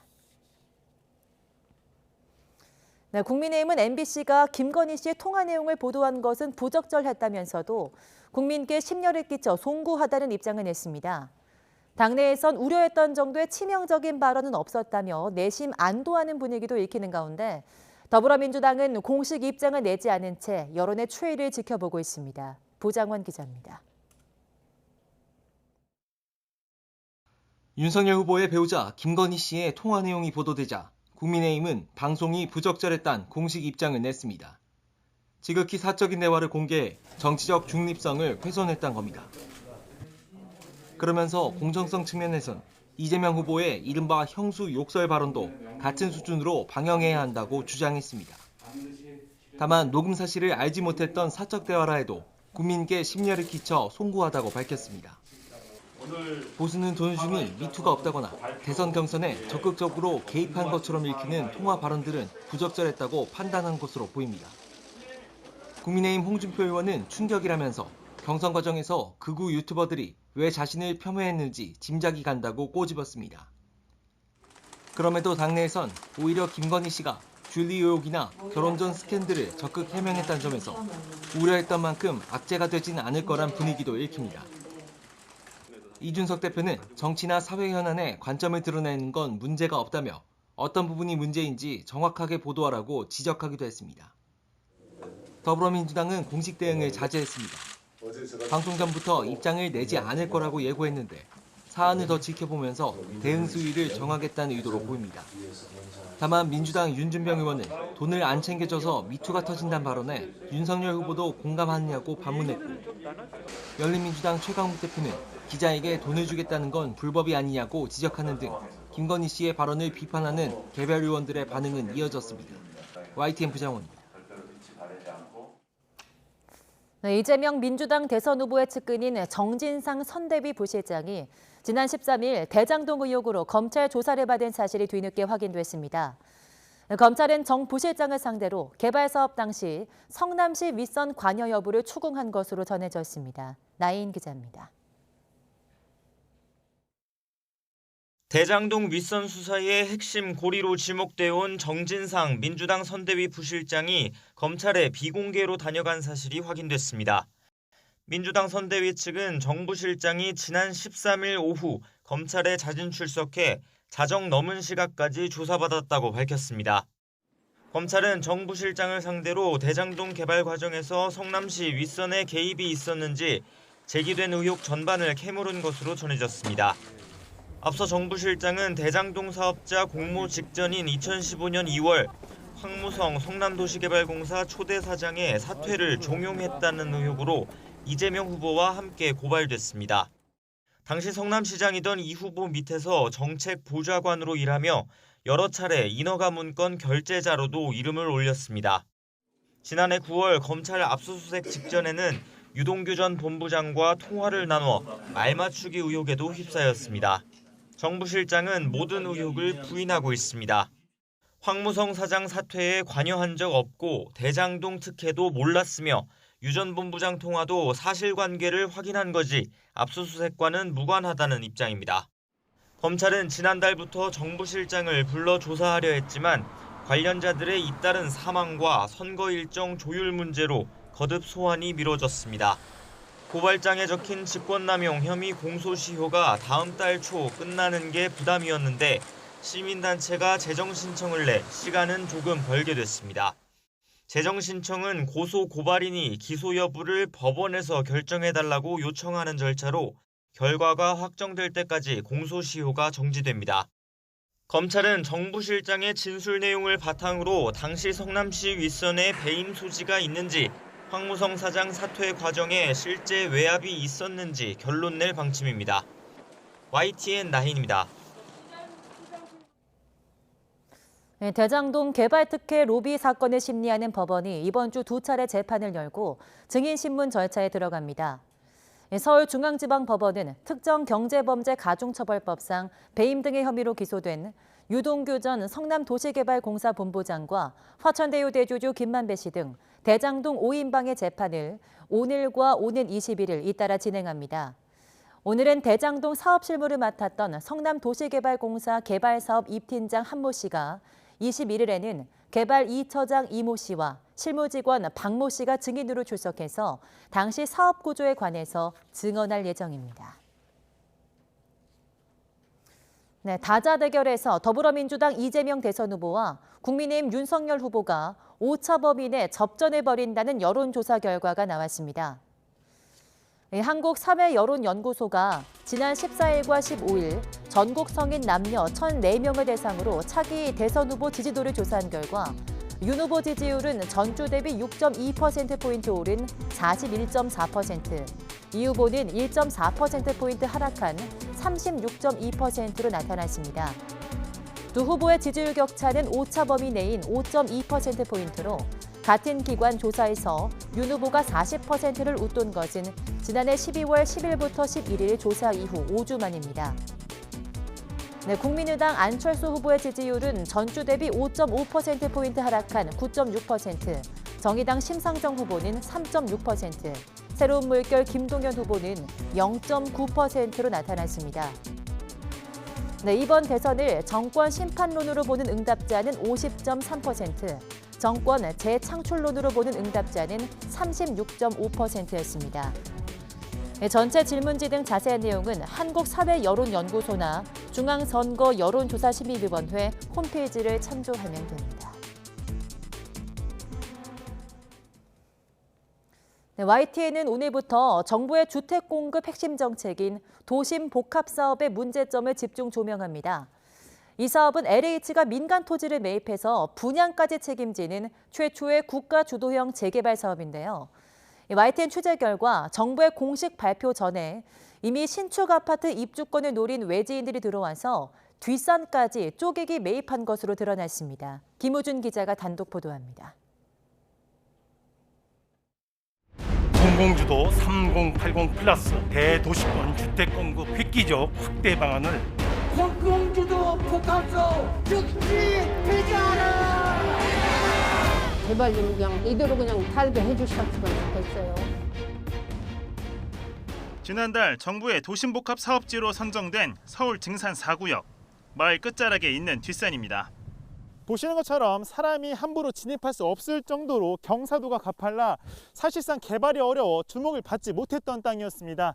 하지만 지난해 6월 갑자기 이곳 토지 지분이 잘게 쪼개지기 시작하더니 일주일 만에 모두 팔렸습니다. 등기부등본을 살펴봤습니다. 1390제곱미터 400평 남짓한 임야 한 필지를 10여 명이 잘게 나눠 소유하고 있습니다. 쓸모없던 임야가 본격적으로 팔리기 시작한 시점은 지난해 6월 17일. 이날은 도심복합 사업지의 권리 산정 기준일을 기존 2월에서 6월 말로 늦춘다는 발표가 나온 다음 날입니다. 즉 6월에 부동산을 새로 산 소유주까지 아파트 입주권을 보장받을 수 있다는 의미입니다. 보지도 않고 그냥 서류만 작성하고 가는 거예요. 돈 지불하고. 그런 걸 제가 많이 듣고 목격을 했거든요. 소유주는 은평구에 거주한 1명을 제외한 10명 모두가 외지인입니다. 서로 약속이나 한 듯 100제곱미터씩 임야를 쪼개 3억 원에서 3억 5천만 원을 주고 구매했습니다. 서울시의 경우 재개발 구역 내 토지만 소유했을 때 입주권이 나오는 기준은 90제곱미터 이상입니다. 입주권이 나오는 기준을 살짝 웃도는 100제곱미터씩 나눠 가진 겁니다.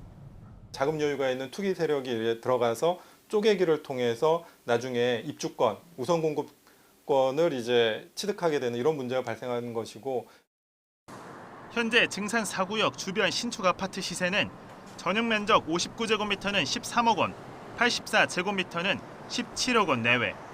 임야 소유주에게 주어지는 아파트 분양가는 5억에서 6억 원이니까 불과 반년 만에 2배 넘는 수익을 챙기고 있는 셈입니다. 과거에 이제 지분 쪼개기라는 게 굉장히 극성을 부린 적이 있는데 과도한 지분 쪼개기 같은 걸 막기 위한 조항들이 나타났습니다. 근데 이번 같은 경우에도 그런 것들을 좀 피해간 그런 사례들이 좀 나타나는데 그런 것에 대해서는 어느 정도 규제를 가야 되는 게 아닌가라 보여집니다. 지난해 LH 사태 당시 문제로 불거졌던 지분 쪼개기 매입 수법과 판박입니다. 개발 소식이 발표되는 순간부터 이제 가격이 폭등하기 때문에 그걸 노리고 많은 이제 투기 세력들이 구입을 했을 거라고 예상이 되고, 증산 4구역 일부 원주민들은 도심복합 사업은 외지인 투기 세력만 이득을 보는 사업이라며 지구지정 해제를 위한 본격적인 투쟁을 벌인다는 계획입니다. YTN 김우준입니다. 월요일 아침 출근길 또다시 한파가 찾아왔습니다. 나오실 때 따뜻한 옷차림 해주셔야겠는데요. 밤사이 기온이 큰 폭으로 떨어진 중부와 전북, 경북 곳곳에는 한파특보가 내려졌고요. 현재 서울 기온은 영하 9.1도로 어제 같은 시각보다 무려 11도나 낮게 출발하고 있습니다. 한낮에도 찬바람이 불며 종일 춥겠는데요. 오늘 서울의 한낮 기온은 영하 1도, 대전은 2도, 광주와 대구는 5도 선에 머물겠습니다. 이 추위 속에 중부와 전북, 경북에는 오후 한때 눈도 조금 내리겠습니다. 이 눈의 양은 1cm 안팎으로 많지 않겠지만 내린 눈이 얼면서 도로가 많이 미끄러울 수 있으니까요. 교통안전에도 각별히 주의하셔야겠습니다. 한편 대기는 점점 더 메말라 가겠습니다. 수요일째 수도권과 동쪽 지방에는 건조특보가 발효 중인 만큼 불씨 관리도 철저히 해주셔야겠습니다. 남은 한 주간 대체로 맑은 날씨가 이어지겠고요. 강추위는 금요일 낮부터는 서서히 누그러들 전망입니다. 지금까지 날씨 정보였습니다. 정부가 불편과 혼란을 최소화하기 위해서 전국의 백화점과 마트에 대한 방역 패스 적용을 해제하기로 했습니다. 법원의 엇갈린 판결에 따라 지역별 형평성 논란이 있는 상황을 감안한 건데요. 항고도 진행한다는 방침입니다. 보도에 이승윤 기자입니다. 정부가 최근 논란이 된 상점, 마트, 백화점 방역 패스 적용을 전국적으로 해제할 것으로 알려졌습니다. 정부는 방역 전략 회의를 열고 방역 패스 조정안을 논의한 결과 상점, 마트, 백화점 방역 패스 적용에 따른 국민 불편이 크다는 점과 방역 상황이 다소 안정화된 점, 마스크를 써 비말 전파 위험성이 낮다는 점 등을 고려해 이같이 가닥을 잡았습니다. 정부 관계자는 집행정지 인용은 즉각 효력이 발생하기 때문에 혼란스러운 상황이 벌어졌다며 이를 해소하는 차원에서 해당 시설에 대한 방역 패스 적용을 해제하는 것으로 결정했다고 밝혔습니다. 앞서 지난 14일 서울행정법원 행정사부는 상점, 마트, 백화점은 이용 형태를 비춰볼 때 위험도가 상대적으로 낮다면서 백신 미접종자들의 출입 자체를 통제하는 불이익을 준 것은 과도한 제한이라며 서울 소재 상점, 마트, 백화점에 방역패스 집행정지 결정을 내렸습니다. 반면 서울행정법원 행정 13부는 음성 확인 증명서 등 대체 방안이 마련된 만큼 방역패스 효력을 중지할 필요성이 없다며 방역패스 집행정지 신청을 기각했습니다. 결과적으로 가장 인구가 많은 서울 지역에서 방역패스 없이 마트, 백화점 출입이 가능하고 다른 지역에선 불가능한 상황이 됐습니다. 서울이 조금 더 코로나 확산세인데 서울만 지금 방역 패스가 중지가 되고 지역은 대구나 이렇게 뭐 다른 지방은 계속 유지해가지고 이게 실효성 문제도 있는 것 같고요. 좀 많이 혼란스럽습니다. 상점, 마트, 백화점에 대한 방역 패스 적용이 철회되더라도 면적별, 인원 제한 등 다른 방역 조치가 적용될 가능성은 큰 상황입니다. 정부는 이들 시설에 대한 방역 패스 해제와 별개로 법원 결정에 대한 항고를 진행해 방역 패스에 대한 명확한 결론을 받고 향후 혼란을 방지하겠다는 입장입니다. YTN 이승윤입니다. 어제 0시부터 저녁 9시까지 전국 17개 시도에서 코로나19 양성 판정을 받은 확진자는 전날보다 208명 줄어든 3,344명으로 집계됐습니다. 주말 검사 건수가 줄어서 확진자도 감소하는 경향이 반영된 것으로 보이는데요. 일주일 전 같은 시간대 집계치인 2,805명과 비교하면 539명 많은 수치입니다. 이에 따라 오늘 발표될 신규 확진자 수는 4,000명 안팎을 기록할 것으로 보입니다. 오늘부터 다음 달 6일까지 3주간 사적 모임 최대 인원이 4명에서 6명까지로 늘어납니다. 다만 오미크론 확산 속도를 최대한 늦추기 위해서 다음 달 6일까지 식당, 카페, 실내 체육시설, 노래방 등은 저녁 9시까지만, 학원과 PC방 등은 밤 10시까지만 영업할 수 있도록 다중 이용시설 영업시간 제한을 유지합니다.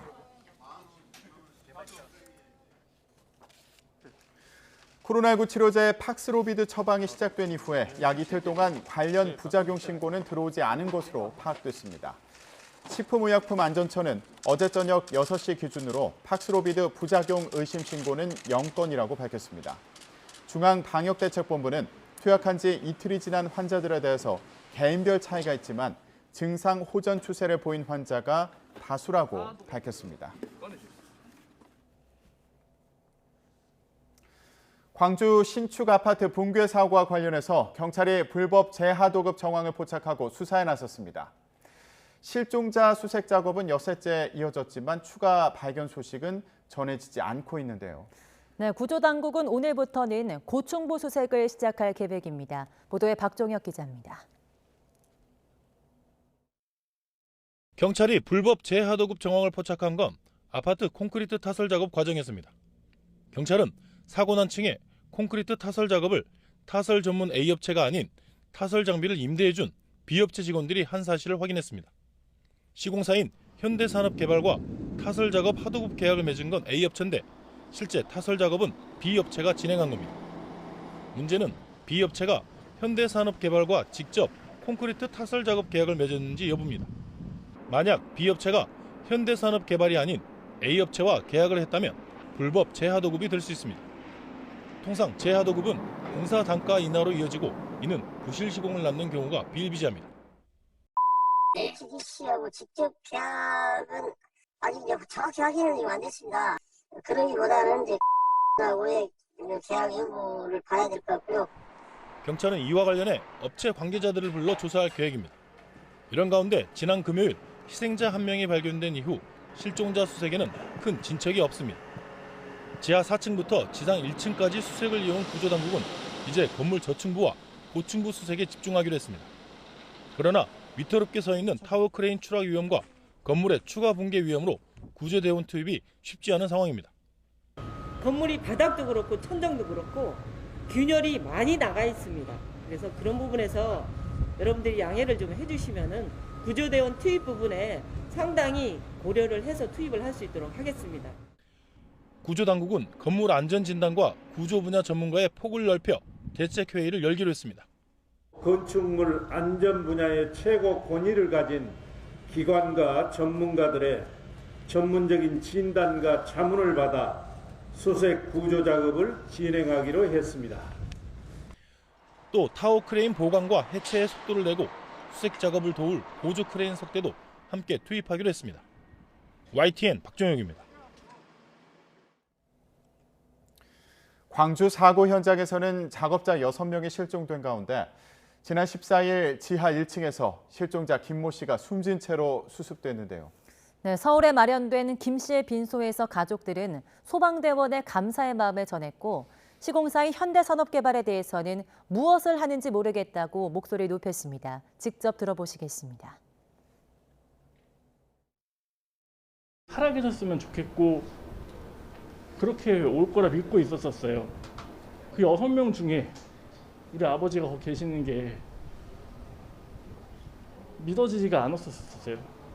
브리핑 들어오면 소방대원분들만 이렇게 막 분진들 막 이렇게 막 뒤집어 쓰고 뭐 사진 같은 거 봐도 막 강아지들은 막 철근 막 삐져나와 있는데 막 수색해주고 있고. 근데 솔직히 그 큰 회사에서 그 큰 회사가 뭘 하고 있는지 모르겠어요. 전혀. 우선 빨리 실종자 가족 수색하는 거 그것부터 빨리 해줬으면 좋겠어요. 광주광역시에서 잇단 대형 붕괴 사고를 일으켜 여론의 문매를 맡고 있는 정몽규 HDC 그룹 회장이 이번 사태에 대한 책임을 지고 사퇴할 것으로 알려졌습니다. 정 회장은 오늘 오전 10시 용산 아이파크몰 본사에서 광주 서구 화정 아이파크 외벽 붕괴 사고에 대한 대국민 사과와 함께 자신의 거취와 관련한 입장을 발표합니다. 정 회장이 발표할 입장문 내용이 공개되진 않았지만 정 회장이 회장직에서 물러나면서 건설사 경영에서 완전히 손을 떼고 회사를 전문 경영인 체제로 전환하는 방안 등이 거론되고 있습니다. 이와 함께 2013년 취임한 이후 9년째 연임하고 있는 대한축구협회장 자리에서도 물러날 의사를 밝힐 것이라는 관측도 나오고 있습니다. 한국형 패트리엇으로 불리는 탄도탄 요격 미사일 체계인 천궁2가 아랍에미리트에 4조 원대 수출이 확정돼 단일 무기로는 역대 최대 규모를 기록했습니다. 네, UAE 외에 다른 나라로도 천궁2 수출 계약이 진행 중인 만큼 추가로 대규모 방산 수출 소식이 들려올지 관심입니다. 천궁2에 대해서 좀 더 자세히 알아보겠습니다. 네, 우리나라의 중거리 지대공 미사일인 천궁2가 UAE에 35억 달러, 우리 돈으로 4조 1천억 원 규모로 수출이 확정됐습니다. 국산 단일 무기 계약건으로는 역대 최대 규모입니다. 강은호 방위사업청장은 사우디아라비아와 이집트로의 방산 수출을 위해서 최선을 다해 노력 중이며 UAE 외 다른 나라와 천궁2 수출 계약을 협의 중이라고 말했습니다. 천궁2는 탄도탄과 항공기 공격에 대응하는 중거리, 중고도 지대공 요격 무기 체계로 구형 호크 미사일을 대체하기 위해 개발돼 2018년 양산에 착수했고 지난해 11월 군에 인도됐습니다. 현재는 북한 탄도미사일에 대응하는 한국형 미사일 방어 체계 핵심 무기로 꼽힙니다. 네, 교전 통제소와 다기능 레이더, 발사대, 유도탄 등으로 구성됐으며 한 발당 가격이 15억 원인데 최대 사거리는 40km에 이릅니다. 한 개 발사대에서 최대 8개 유도탄을 탑재해 연속 발사할 수 있고 항공기 위협에 360도 전 방향 대응이 가능합니다. 탄도탄 요격 체계는 일부 선진국만 개발에 성공했을 정도로 최첨단 기술이 적용된 유도 무기 체계란 점에서 UAE 수출이 성사된 건 해외 방산 시장에서 국산 무기의 기술력을 인정받은 것이라는 분석이 나오고 있습니다. 네, 이렇게 코로나19 방역을 위해서 2년 가까이 국경을 봉쇄했던 북한이 중국으로 열차 운행을 재개하면서 관심이 모이고 있습니다. 조심스럽게 외부와의 접촉에 나섰지만 인적 교류로 확대되기에는 아직 이르다는 분석입니다. 박조은 기자입니다. 2년 가까이 국경을 봉쇄하던 북한이 방역 정책에 변화를 주기 시작한 건 지난 10일. 노동당 기관지 노동신문이 통제 위주의 방역에서 선진적이고 인민적인 방역으로 이행해야 한다고 밝힌 겁니다. 비상 방역 사업을 국가 사업의 제1순위로 언급했던 신년 메시지와 다소 달랐습니다. 북한이 최근 새롭게 제시한 선진적, 인민적 방역이 어떠한 방향성을 가지고 구체화되는지, 특히 국경 봉쇄 등 통제 위주의 방역 정책에서 조정과 변화 등의 조치로 이어질지를 주시해 나가고자 합니다. 북중 간 화물열차 운행으로 변화를 맞은 것으로 보이지만 인적 교류까지 이어질지는 좀 더 지켜봐야 할 것으로 보입니다. 정부 당국자는 열차가 북으로 돌아가더라도 평안북도 의주 방역장에서 20일 이상 방역 조치를 할 것으로 내다봤습니다. 교류가 확대되기에는 그만큼 시간이 걸릴 수밖에 없다는 관측입니다. 다만 이른바 국제사회의 백신 지원을 통한 대화 복원이 현실화할지는 여전히 관심사입니다. 또 올해 경제계획 목표 달성과 주민 생활의 어려움을 완화하기 위해 문을 더 열 가능성이 있다는 관측도 제기됩니다. 북한이 화물열차 운행을 계기로 조심스럽게 다시 외부와의 접촉에 나서면서 향후 북한 행보에 이목이 집중될 것으로 보입니다. YTN 박조은입니다. 미국 국립해양대기국 노아는 현지 시간 15일 남태평양 퉁가 인근 해역에서 발생한 퉁가 훈가하파이 해저 화산의 분출 장면을 담은 영상을 공개했습니다. 노아가 공개한 영상에서는 화산재 기둥과 물 위로 요동치는 여러 잔물결 중력파가 선명하게 보입니다. 노아는 이번 화산 분출의 반경은 260km였고 화산재와 증기, 가스가 20km 상공까지 솟구치는 등 작년 12월 20일 발생했던 분출보다 약 7배 더 강력했다고 전했습니다. 남태평양에서의 대규모 해저 화산 폭발이 몰고 온 쓰나미가 세계 곳곳에서 관찰됐습니다. 쓰나미 위협은 이제 지나갔지만 화산 폭발 현장에서 65km 떨어진 섬나라 통가는 통신이 끊겨서 피해 상황이 아직 확인되지 않고 있습니다. 보도에 이상순 기자입니다. 페루 남부 해안 도시 피스코에 바닷물이 밀려들고 있습니다. 남태평양 통가 인근의 해저 화산 폭발 지점에서 10,000km나 떨어진 곳입니다. 바닷물이 순식간에 무릎 높이까지 차오르면서 해안 도시는 아수라장이 됐습니다. Y la tercera sí fue cuando todo el mundo se que llegó hasta el muro. La cuarta fue cuando se inundó todo el Chaco, se metió por acá todo el agua y llegó el agua hasta la rodilla dice, ¿no? Hasta la rodilla. 페루 북부 해변에선 2명이 숨진 채 발견됐습니다. 미국 캘리포니아 산타크루즈 항구에선 보트들이 강한 조류에 휩쓸리는 모습이 포착됐습니다. 이 해안은 통가에서 8,500km 떨어져 있습니다. 미국과 에콰도르, 칠레 등 태평양 연안 국가와 호주, 일본 등에 이렇게 쓰나미가 닥쳤습니다. 하지만 화산 폭발 현장에서 불과 60여 킬로미터 떨어진 섬나라 통가의 피해 상황은 아직 알려지지 않았습니다. 폭발 충격으로 해저 통신선이 손상됐고 거대한 화산재 구름 때문에 공중 접근도 힘든 상황입니다. Obviously a very difficult situation at the moment, given the communications we understand in Tonga have been pretty significantly impacted. 이번 분화는 화산재와 증기, 가스가 20km 상공까지 솟구쳤고 분출 반경이 260km나 됐습니다. 통가는 쓰나미 경보 발령 직후 주민들이 대피했고 해안 근처에 궁이 있는 통가 국왕도 고지대로 대피한 곳으로 전해졌습니다. 뉴질랜드와 호주, 미국 등 여러 나라가 구조와 피해 지원을 약속했습니다. A clear indication that has come from Tonga is the need for water. The ash cloud has, as you can imagine, caused contamination.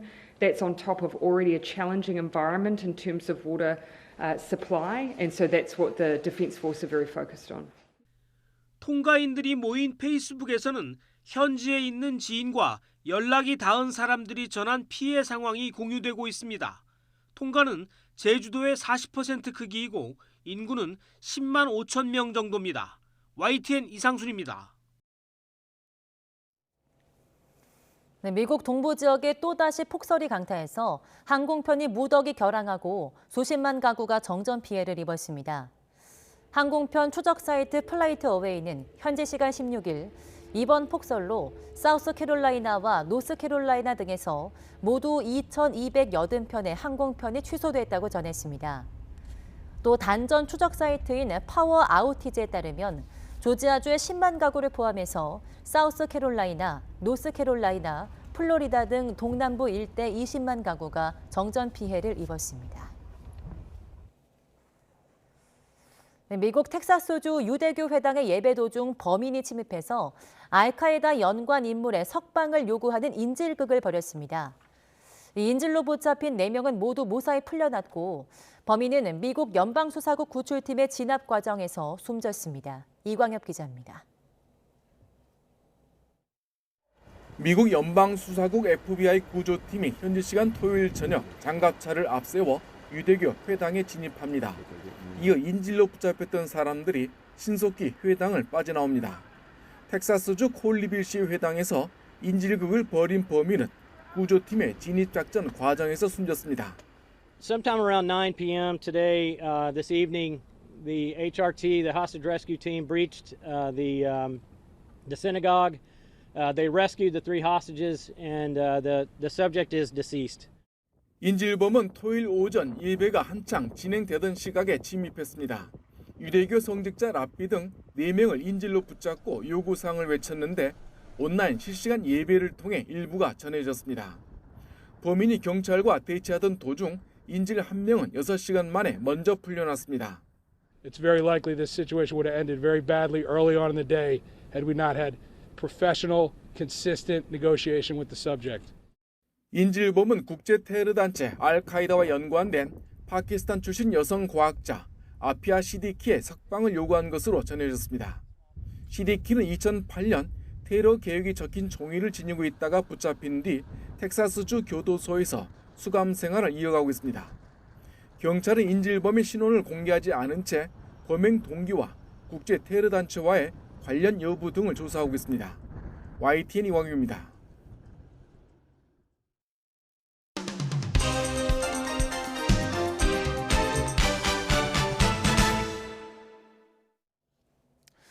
오늘 아침 신문은 어떤 소식을 다뤘는지 짚어보는 시간입니다. 이현웅 아나운서가 주요 내용 정리해왔습니다. 안녕하십니까? 안녕하십니까? 네. 자, 먼저 살펴볼 내용 방역 패스 관련된 소식입니다. 재판부에서 엇갈린 결정이 나오면서 좀 혼선이 있었던 그런 상황인데 정부에서도 그 결정을 주목했을 것 같아요. 신문들은 어떻게 소개하고 있나요? 네, 일단 결정대로라고 한다면 서울에서는 백화점이나 아니면 대형마트 이용할 때 방역 패스 없이 이용할 수 있고 또 그 외 지역에서는 방역 패스가 필요하게 된 상황인데 그러다 보니까 신문들에서는 혼란이다, 지역 차별 패스다, 아니면 형평성 논란이다 이런 식으로 제목을 썼습니다. 지금 한국일보를 먼저 보여드릴 텐데요. 이번 결정에 대한 시민들의 반응을 주로 담았습니다. 서울 시민들은 일상을 되찾은 느낌이다 이렇게 반긴 반면에 그 외 지역 주민들은 아니 소송하면 풀어주고 아닌 곳은 유지하는 것이냐 이해가 되지 않는다 이런 반응을 보였다고 합니다. 결국 방역당국은 혼란을 최소화하기 위해서 백화점이나 마트 등에 적용하는 방역 패스를 해제하되 법원 결정에 대한 항고는 예정대로 진행할 것이라는 내용을 담았습니다. 한편 조선일보를 보면요. 지난 방역전략회의에서 다른 시도에서도 소송이 줄 이을 경우에 혼란이 더 커질 수 있다 이런 우려가 나왔다고 하는데요. 그렇기 때문에 역시나 방역 패스를 해제하는 쪽으로 가닥을 잡고 있다고 하면서 방역 패스 적용을 철회하는 대신에 면적별 인원 제한 등의 다른 조치로 문제점을 조금 더 보완할 것이다 이런 내용 담고 있었습니다. 네, 정부에서 상점, 마트, 백화점 같은 경우에 방역 패스를 전국적으로 해제할 것으로 알려진 상황인데 오늘 발표 내용 지켜보도록 하겠습니다. 다음은 먹는 치료제 얘기를 준비를 했네요. 예, 그렇습니다. 첫 투약이 시작됐는데 다수가 증상이 호전됐다는 소식이 전해졌습니다. 맞습니다. 지난 14일에 처방받은 환자가 총 9분이었고요. 모두 재택 치료 중인 환자였습니다. 아무래도 처음이다 보니까 계속해서 이 환자의 건강 상태를 체크를 했을 텐데요. 9명 중에 다수, 몇 명이라고 구체적으로 나오진 않았지만 9명 중에 다수가 증상 호전 추세를 보이고 있다라는 내용이 동아일보에 실려 있었습니다. 적절한 때에 더 많은 분들이 먹는 치료제로 치료를 받으면 좋겠는데요. 우선 향후 3주 동안은 물량이 2만 1,000명분까지로 제한이 되다 보니까 당분간은 65세 이상 고령층 그리고 면역 저하자 중심으로 처방될 예정이라고 합니다. 네, 앞으로 호전 소식이 더 들려왔으면 좋겠네요. 예. 다음 소식은 북한 얘기를 준비했네요. 코로나19 사태가 계속되고 있는데 북한 움직임에 변화가 보이고 있다고요? 그렇습니다. 북한이 중국 단둥으로 화물열차 보냈다는 이야기는 전해졌습니다. 중앙일보에는 이 사진이 실려 있었는데 압록강 철교의 사진입니다. 이전에는 시범 운행으로 이 압록강 철교 가까이까지만 왔다가 돌아간 그런 적이 있었는데 이번에는 이 압록강 철교를 건너서 국경을 넘어서 운행을 하게 됐습니다. 이렇게 국경을 넘어서 운행한 건 2020년 1월 이후에 처음이라고 하는데요. 그러니까 다시 말해서 코로나 이후에 처음이라고 볼 수가 있겠습니다. 이 신문 같은 경우는 북한이 악화된 경제 상황 때문에 방역 대책을 변경한 것으로 분석을 했고요. 같은 맥락에서 북한이 최근에 백신 지원에 대한 태도도 다소 바꿨다고 했는데 익명을 요구한 정보 고위 소식통에 따르면요. 유엔이 6천만 회분의 백신을 북한에 지원하겠다라는 뜻을 밝혔는데 이전에는 이렇게 지원해준다고 해도 잘 받지 않았지 않습니까? 근데 이번에는 화이자냐 모더나냐 이렇게 좀 백신의 종류를 물으면서 반응을 보였다고 합니다. 이런 백신을 통한 외교가 북미 간 안보 협상 카드로 통할 수 있을 것이라는 전문가들의 의견을 담기도 했습니다. 네, 앞으로 상황 주목되고요. 다음은 정치권 소식 알아보겠습니다. 이른바 김건희 씨 7시간 통화 내용이 어제 공개가 됐는데 신문들 제목은 어떻게 뽑았던가요? 이게 신문들마다요. 뭐 일면에 담은 신문들도 있었고 아니면 일면 말고 다른 뒤쪽에 실은 신문들도 있었는데 먼저 보여드릴 신문은 조선일보입니다. 조선일보는 5면에 이 내용을 실었고요. 제목은 문 정권이 남편 키워 대선 후보 상상도 못해라고 뽑았습니다. 그리고 이 기사 옆쪽에는요. 김건희의 떡밥을 던졌다라면서 이번 녹취를 제공한 서울의 소리 기자에 대한 기사도 실려 있었습니다. 어떻게 김건희 씨에게 접근을 했는지 그리고 이른바 줄리 의혹을 제기해온 열린공간TV와는 어떤 관계인지 이런 부분을 조명하는 기사였습니다.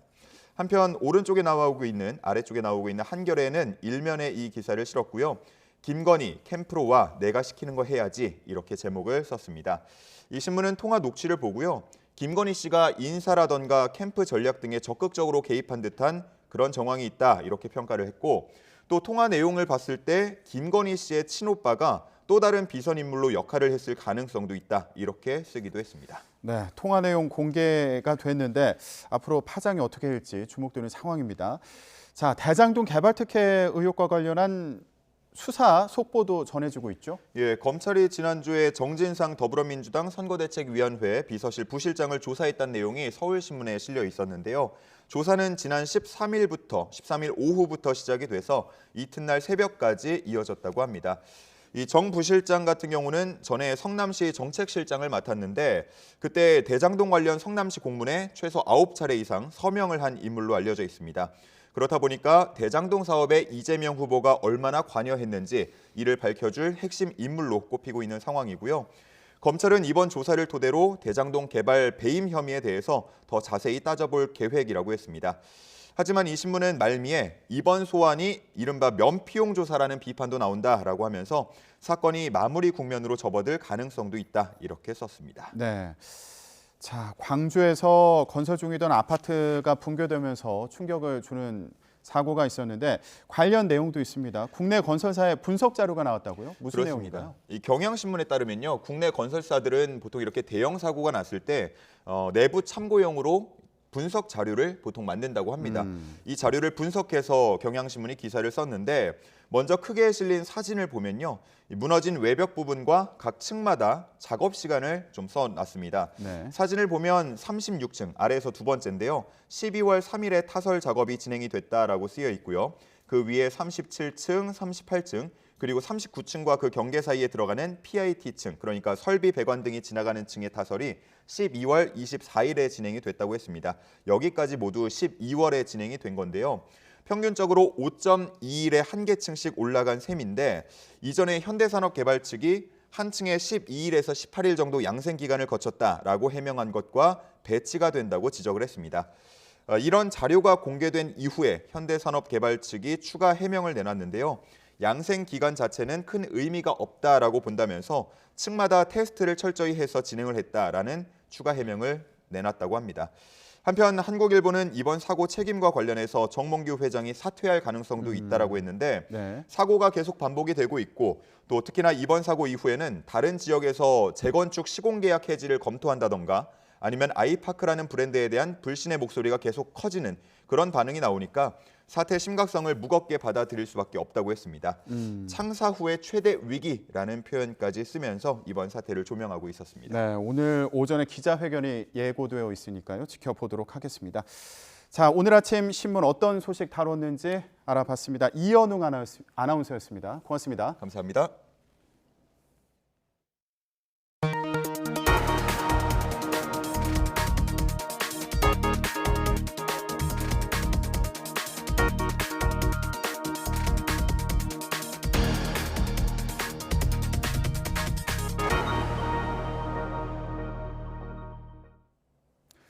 지난 휴일 코로나19로 강화된 거리 두기 방침은 여전했지만 겨울의 정취를 느끼려는 시민들의 발길이 이어졌습니다. 겨울방학을 맞은 아이들은 눈썰매와 빙어잡이를 하면서 즐거운 한때를 보냈습니다. 오선열 기자가 취재했습니다.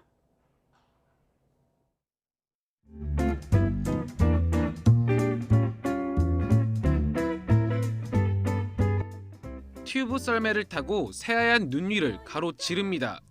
빙글빙글 돌기도 하고 힘껏 소리도 질러봅니다. 출발할게요.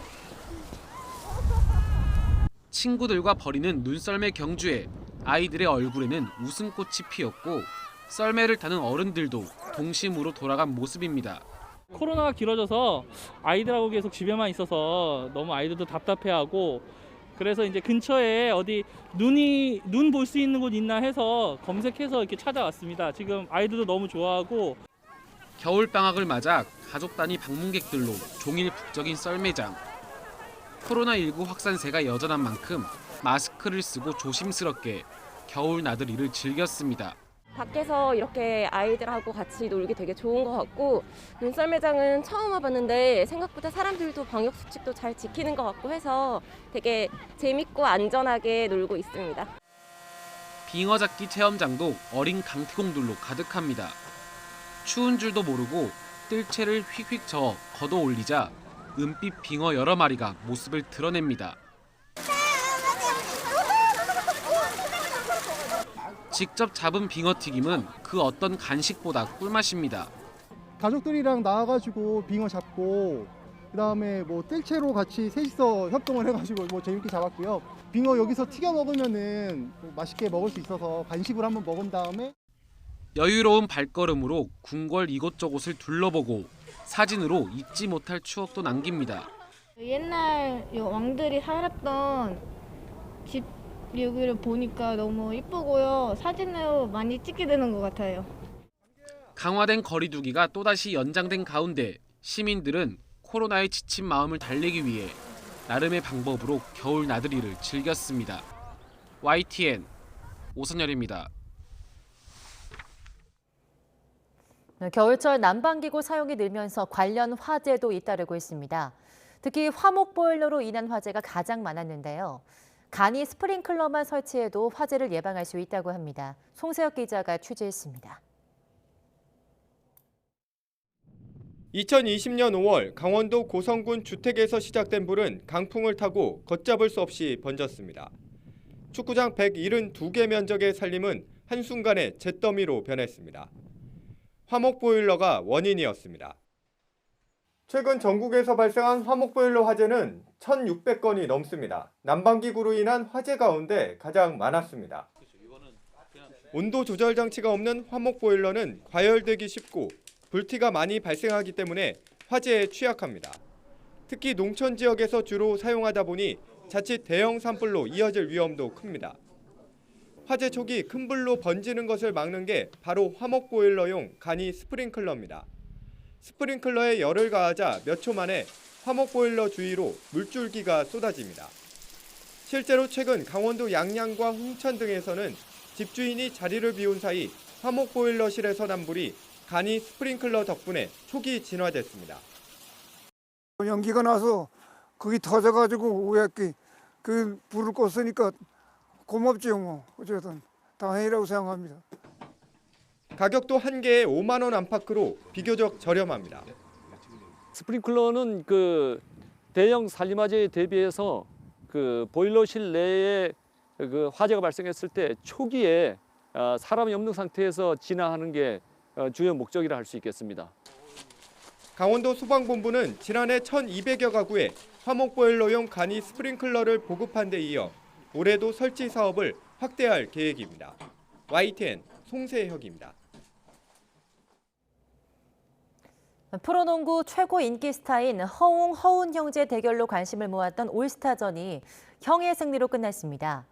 아버지 허재전 감독은 특별 심판으로 깜짝 등장해서 팬들에게 웃음을 안겼습니다. 보도에 이지은 기자입니다. 나무늘보로 변신한 허웅과 상큼한 광고음악 배경으로 나타난 허웅. 형제 대결은 처음부터 뜨거웠습니다. 점포 볼 때도 티격태격, 신경전이 이어집니다. 아버지 허재전 감독은 특별 심판으로 등장해 아들에게 잇따라 파울을 선언한 뒤 체력 저하를 호소하며 코트를 떠나 웃음을 선사했습니다. 아버지 했으면 저.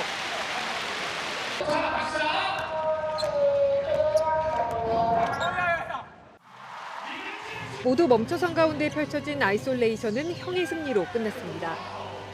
종료 직전 동점을 노린 허운의 슛이 빗나가면서 석점 차로 팀 허웅이 이겼고 MVP도 허웅이 차지했습니다. 훈이가 마지막 슛을 못 넣어줘서 이긴 것 같은데 일부러 못 넣는지 모르겠지만 너무 고맙고요. 선수들이 함께한 멋진 댄스 공연까지. 춤에서 제가 메인으로서 약간 이 섹시한 표정을 좀 주려고 했지만 너무 추고 있는 제 자신이 너무 웃겨가지고 그 섹시한 표정을 좀 못 찍었다는 게 좀 이게 아쉽네요. 네. 2년 만에 올스타전에 대구체육관은 뜨겁게 달아올랐습니다. 오늘 게임을 통해서 저는 한국 농구가 더 많이 발전할 수 있는 희망을 본 것 같아요. 그래서 앞으로도 저희가 더 책임감 있는 모습으로 재미난 경기로 찾아뵐 테니까 팬분들도 더 많이 사랑해 주세요. YTN 이지은입니다.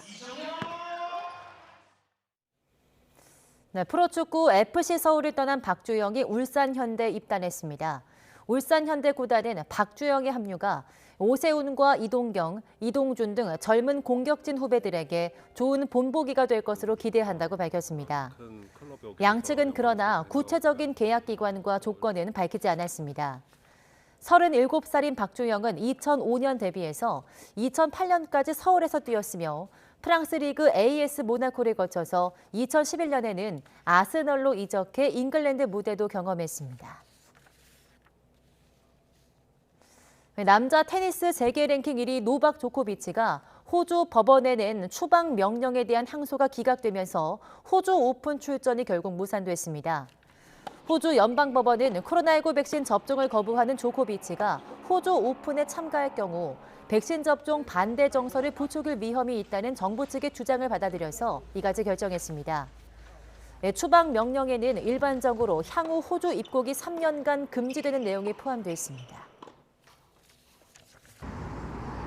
오늘 출근길에는 또다시 매서운 한파가 찾아왔습니다. 잠시만 바깥에 서 있어도 손발이 꽁꽁 얼어붙는 느낌인데요. 현재 서울 기온은 영하 9.1도로 어제 같은 시각보다 9도가량 낮습니다. 극심한 기온 변화에 체감하는 추위는 더 심하게 느껴지고 있으니까요. 오늘 출근하실 때는 가장 따뜻한 옷차림 해주시기 바랍니다. 현재 중부와 전북, 경북에는 한파특보가 내려진 가운데 파주의 기온 영하 15.2도, 철원 영하 15.1도, 서울은 영하 9.1도까지 떨어졌습니다. 낮 동안에도 찬바람이 불면서 종일 춥겠습니다. 오늘 낮 기온 서울 영하 1도, 대전 2도, 광주와 대구 5도로 어제와 비슷하겠습니다. 강추위 속에 중부와 전북, 경북에는 오후부터 저녁 사이 눈이나 비가 내리겠습니다. 예상되는 눈의 양은 1cm 안팎으로 많지는 않겠는데요. 다만 내린 눈이 얼어붙어 빙판을 이루는 곳이 많을 것으로 보입니다. 교통안전과 낙상사고에 주의해 주시기 바랍니다. 이후 눈이나 비 소식 없이 대체로 맑은 날씨가 이어지겠고 이번 추위는 금요일 아침까지 이어진 뒤 낮부터 예년 기온을 회복하며 누그러지겠습니다. 서울과 전남 동쪽 지방에는 대기가 점점 더 메말라가고 있습니다. 화재 사고 발생하지 않도록 계속해서 불씨 관리 철저히 해주시기 바랍니다. 지금까지 YTN 윤수빈입니다. 굿모닝 YTN은 여기서 마치겠습니다. 잠시 후 YTN 24가 이어집니다. 시청해주신 여러분 고맙습니다.